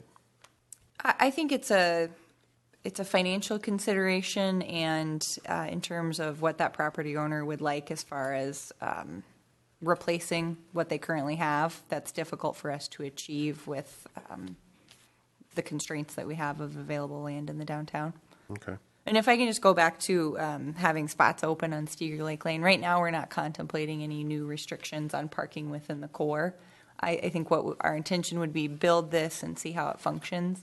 But if we find that, I can tell city staff that they have to park here. But if we find we're not getting cooperation from businesses, we could look at moving some of those municipal lots to, again, time-sensitive parking. So perhaps the lot behind Victoria House goes to a 3-hour time limit that would not accommodate someone working an 8-hour shift, but would certainly accommodate a nice leisurely dinner. Again, not proposing that right now. There are a number of tools that we could use to get the intended effects if we're not getting them naturally. Okay. And then my last question is with respect to the road design for Steger Lake Lane. We're pretty well constraining it here once we do this. So in terms of speed limits and turn lanes, what's the intent for this road long term? I would ask Kara to chime in on that. We'd be looking to replicate a similar feel to what the rest of the existing downtown has, which was intended to have slower speed limits, tighter curves, more pedestrian-friendly feel to it. Okay. So we would want to maintain that. The only thing we'll certainly want to take a close look at is the intersection of 5. We aren't going to be able to fix the intersection of 5 with this street project, but we'll want to look at whether or not, how far that parking goes relative to where we might want to add a right and left turn lane in the short term associated with that roadway. Okay. Thank you. That's all. Councilmember Gregory? Thank you. Ben, I see you bump out between 8 and 9. Yeah. That makes sense. You've got the sidewalk across there. Mm-hmm. But if we are focusing on trying to create that visual effect across Vicks and Victoria House, eliminating spots 9, 10, and 11 kind of makes sense. Could we eliminate that bump out between 8 and 9 and make and increase parking and move maybe parking's 9 and 10 down there, just to try to save get as much parking, but still keep that visual open across. Yeah, the only reason you see those two bump outs, the one between 8 and 9, is because that's an existing pedestrian crossing, right. And the one between 11 and 12 is also an existing crossing. It's not quite as easy to see. Okay. Certainly, if having capacity and parking is important, having that bump out that you referred to between 8 and 9 in the temporary measure that's in place today, we elected to not utilize that. That's actually in a stall today. Mm-hmm. That certainly could be accommodated with a final design. It was more trying to keep that long-term connection in place between kind of the alley parking and the trail connection. Sure, and I do think it's important to try to make it as inviting as possible from the trails, and then the thought of probably temporary parking or loading and unloading, that kind of makes sense to me as well. And then as you move further east, we're eliminating the 8 spots in front of the city hall. No, I just didn't draw in the spaces. I followed the curb line. Okay. I didn't restripe them, so to speak. But yes, They're still spatially there. They're still there. Okay, good. And then this wall that you talk about from the retaining wall from Victoria Flats, could you kind of, where are we looking at that? Is that? That's where. So there's a thicker dashed line that's next to the existing apartments. That's likely where the wall's to be. It doesn't follow the full extent of the Haskin property, but it does have some level. It's probably close to maybe 100 feet or so. In height-wise, any guess? I think from being out there, it might be anywhere from 6 to 8 feet. It'll probably taper from high to low as it goes from west to east. Okay. And then as far as the assessment goes, we're gonna be assessing property owners when we do the street, but then when we do the sidewalk and everything on the north side, that's going to be a separate assessment. So typically, in the case of these buildings, the sidewalk was constructed by the building owner with their improvement, so they included it in their building cost. We included it in our building cost. The neighbor included it in their building cost. So I would foresee a similar thing happening on the north side. Yeah, and really because there's redevelopment potential sooner on the north side, we would likely be looking at least designing what that long-term potential could be, but likely not constructing those northern stalls. Letting development, because there may be access requirements that a redevelopment project may have that we wouldn't appropriately anticipate today. Okay. The other portion of this project that you're not acting on tonight and wouldn't need to, but having the street view up highlights is that we did target downtown as the next step for our beautification in terms of burying existing underground power lines. So if this project were to move forward, we'd be obtaining estimates from Xcel Energy to bury this line going out of downtown, and that would be anticipated to be paid for from the franchise dollars. And we did include in the preliminary design scope, helping us identify where those move to. They've got to get buried somewhere, so making sure that as we're laying out our typical section that we have space for them underground. Thank you. Council, any other comments? Yes, Mr. Mayor, I have a couple of comments. Can you put the schematic of the streets back up? Yes. I just want to remind everyone for the record that just in case in terms of the number of spaces, parking spaces that will be visually available, visually seen by people, if we remove the parallel, or remove the parking in front of the restaurants, keep in mind that we are going to create quite a bit of parking on Quamaclet down the street. And how many spaces is that? There's 10 parallel spaces. So there'll be 10 new parking spaces coming down Quamaclet Lane, and there'll be how many in front of the building? 6. So 16 new spaces. So in terms of people's reaction to the parking, there'll be those new spaces to help them deal with it if we remove the temporary spaces. Correct. And the other thing I just want to remind people about is when we talked about centralizing the parking versus going down Steger, we said that the incremental cost per parking spot going down Steger would be substantially, it's our theory that it's going to be substantially lower than the cost of a scissors ramp. So that's one of the things driving this is the incremental cost per parking is a lot cheaper. We're going to verify that with this study. But that's our assumption, and that's one of the reasons we got it focused around from centralized parking behind the Victoria House is because that scissors ramp's very expensive.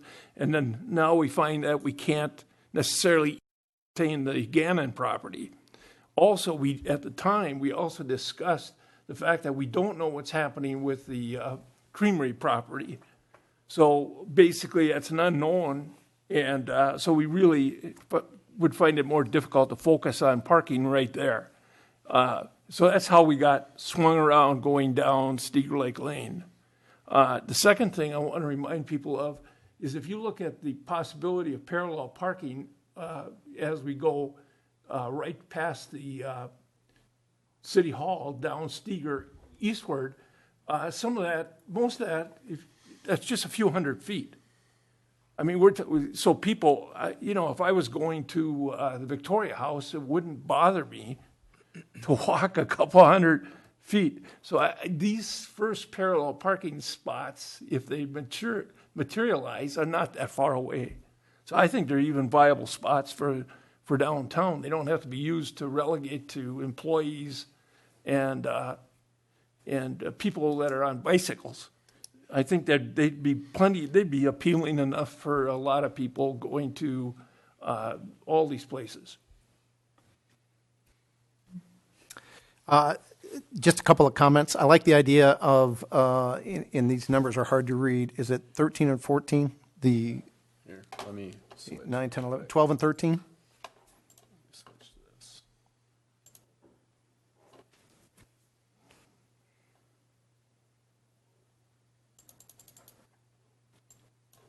It's going to be like that. Thank you. I like the idea, Councilmember Striegel mentioned about 12 and 13 becoming, 15-minute or drop off or pick up food, short duration. I'd like to see that area staying as much pedestrian friendly as possible. I'm hearing mixed reviews from residents, more tending to always thought it was going to be temporary. They really don't want to see it, but yet at the same time we've got to create parking spaces. I struggle with 9, 10, and 11.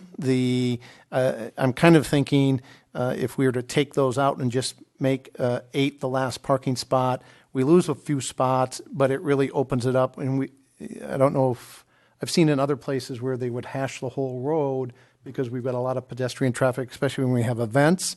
And there wouldn't be cars blocking line of sight, and there'd be a lot of crossover there. I'm not sure if that's the right solution, but I think it's something that we at least ought to consider. But as far as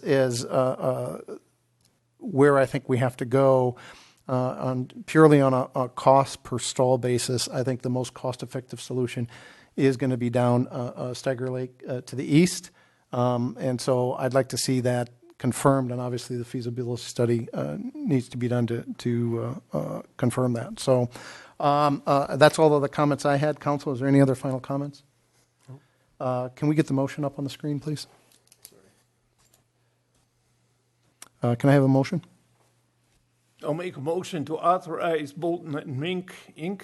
to complete preliminary design phase services for the reconstruction of Steger Lake Lane from just east of Quamaclet to Trunk Highway 5 in an amount not to exceed $40,445. Is there a second? Second. All in favor signify by saying aye. Aye. All opposed? Hearing none, passes 4-0. Kind of peripheral kind of question. So would we bond for this and then just use the TIF proceeds to make the debt service payments each year? Is that the way that would work? That's correct. We would anticipate issuing TIF bonds specifically. Okay. Thank you. Next item, Lori. Thank you, Mayor. At previous meetings, the council has spent some time on the subject of conflict of interest, asking some very good questions and getting more familiar with the topic. At our last meeting, Councilman Striegel had asked staff to prepare a resolution that might be a summation of the discussions that we've had and what the council is collectively committed to. So I have prepared a draft resolution for the council's consideration, and I can pull that up here. It's not an extremely detailed resolution, but it just highlights, again, some of the discussion that we've had. And one of the things that we talked about specifically was that it might be helpful if we establish how council members will approach each other on conflict of interest. It was my suggestion, the suggestion of the city attorney, that we, and I say we, but I mean you guys, agree that the council agree to approach each other privately before raising those concerns either publicly or at a meeting. There seemed to be some head nodding that you'd all be willing to do that, and that would be appropriate. That is one of the line items here. But otherwise, just really, I think the summation is reaffirming your commitment to abiding by the relevant laws and recognizing that perceptions of conflict of interest are important to the public process, even when they don't rise to the level of a legal conflict of interest. Thank you, Lori. Council, any comments? Lori, yeah, thanks for putting this together. And again, I sort of look at this as, I don't know, it's a gentleman's agreement, I guess, if you will. It's nobody ever wants to put their own integrity or the outcome of a project in jeopardy because there's some perceived conflict of interest that could muddy a vote. So, there's absolutely underlying this is a commitment to make sure that not only are the actual conflicts of interest made public and avoided, but also the perceptions, but to do it in a way that respects and individuals and I guess approaches it from the perspective of assume good intentions, assume honesty and integrity first, have a conversation privately if necessary. And so it's to me, again, I guess it's just sort of gentleman's agreement or gentleperson's agreement to conduct ourselves in a way that reflects those values. Councilmember Vogt, comments? It looks completely reasonable to me. I think this is a very sane and this would be a good way to go. And I think as soon as you want a motion, we should make it and approve it. Councilmember Gregory, any comments? Just a good common sense approach here. I approve it, yeah. I would agree. Can I have a motion on this? I'll make a motion. We approve a resolution addressing conflict of interest. Is there a second? I'll second that. All in favor signify by saying aye. Aye. All opposed? Hearing none. Passes unanimously 4-0. Okay, next item. Lori? Thank you, Mayor. As you know from the last meeting, members of the Victoria for a Lifetime Committee have resigned. There are currently no active members of that committee. One of the things that the council asked me was to invite the chair and any members that wish to come and speak with the council to do so. I did issue that invitation, and no one was interested in appearing. If you'd like to have a discussion about the future of the committee tonight, I'd be happy to do that. Otherwise, I think I would leave it to you, Mayor, to direct the conversation. All right, thank you. Councilmember Striegel, thoughts? Well, it's kind of an unprecedented situation, and I don't want to give up on this this segment of our population's input in an official way. So I absolutely think that the Victoria for a Lifetime Committee needs to be reconstituted. I think without doing that, without understanding kind of the underlying problem, would be setting ourselves up for failure. So one way or another, whether it's off the record, one-on-one, or however we, have a conversation with those folks. I mean, without the roster in front of me, I can't recall everyone who was on it, but I think there's some people with some pretty stellar experiences and resumes and a lot to contribute to our city.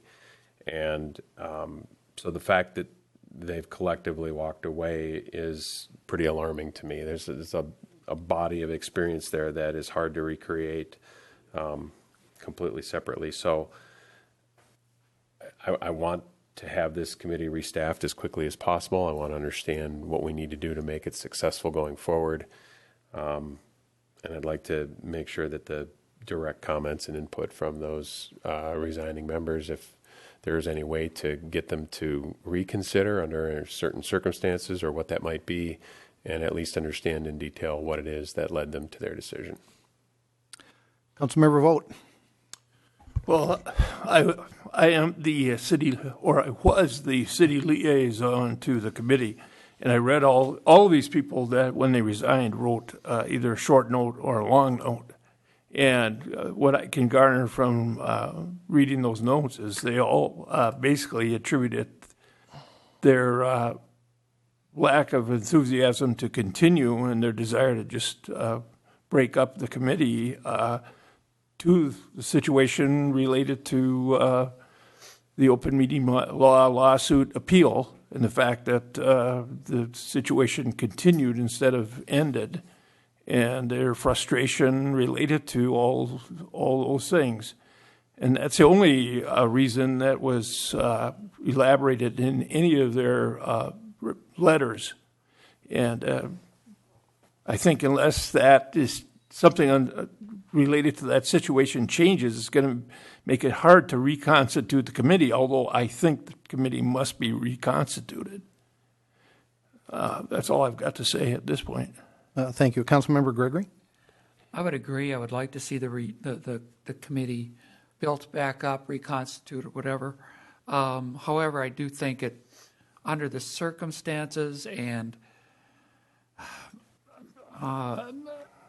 under the issues, I would prefer just to let it rest, to suspend it possibly for the rest of the year, and take a look at it at first part of 2018. Any other comments? I support what this committee was supposed to be focused on as far as senior issues. Councilmember Gregory and I have talked a number of times. We've met with the CDA and others, and so functionally, what they were trying to support and get the city to do as far as senior housing and look to the needs of our seniors, I agree wholeheartedly with that.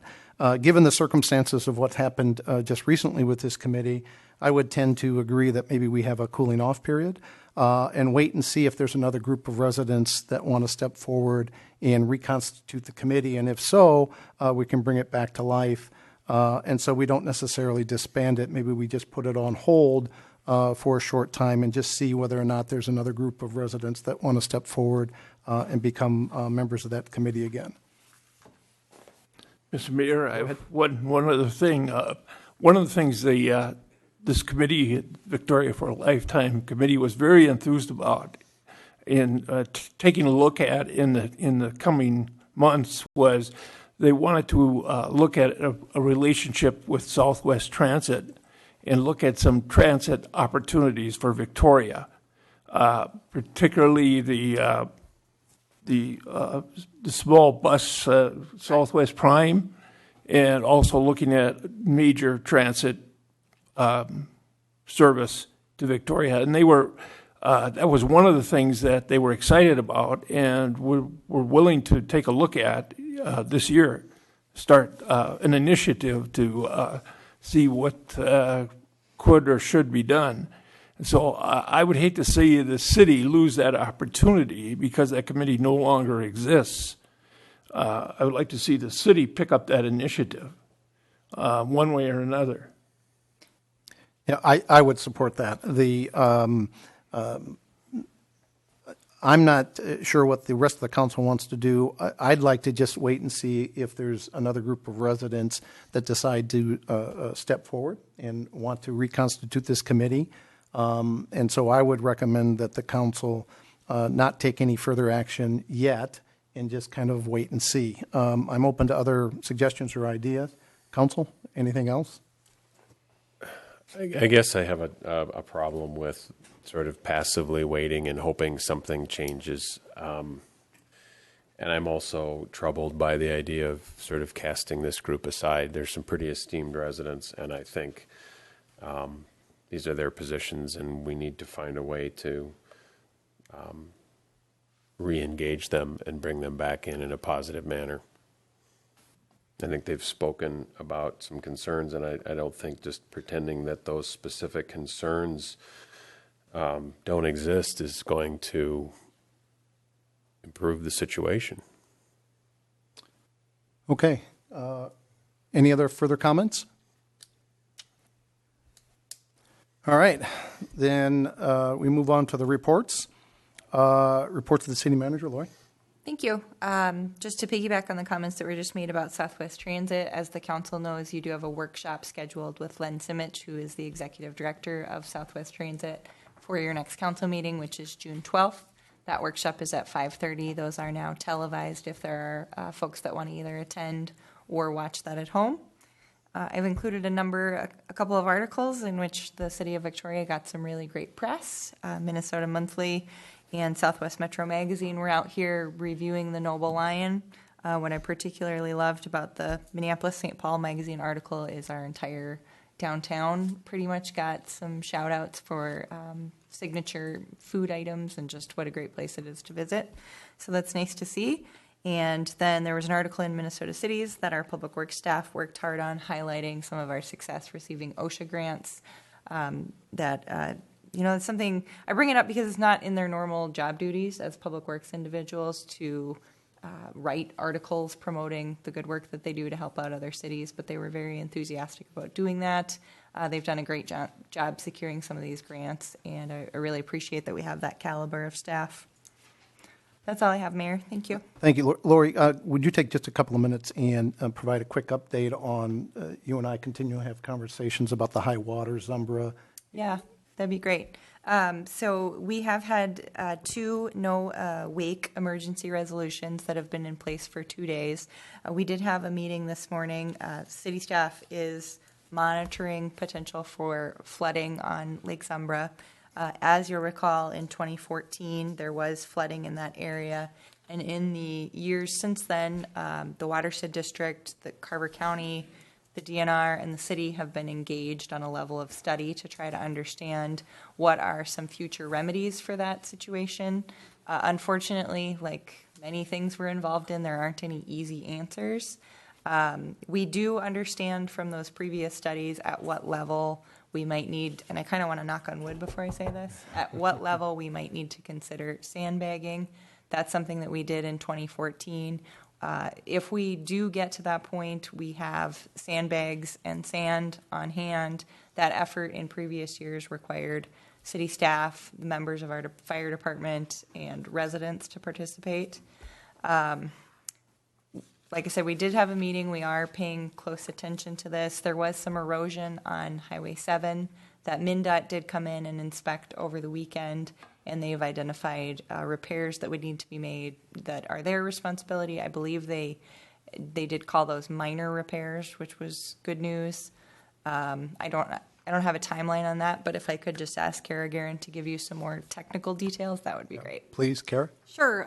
First, just quickly related to the Highway 7 repairs, it sounds like they're going to put some bio rolls in immediately to try to divert the runoff. Right now, the road, Highway 7, just runs off the side of the road and into the lake. So they're going to put some bio rolls in to try to deflect that water so it's not running over an eroded surface. And then they're going to start pulling some estimates together for some more permanent fixes.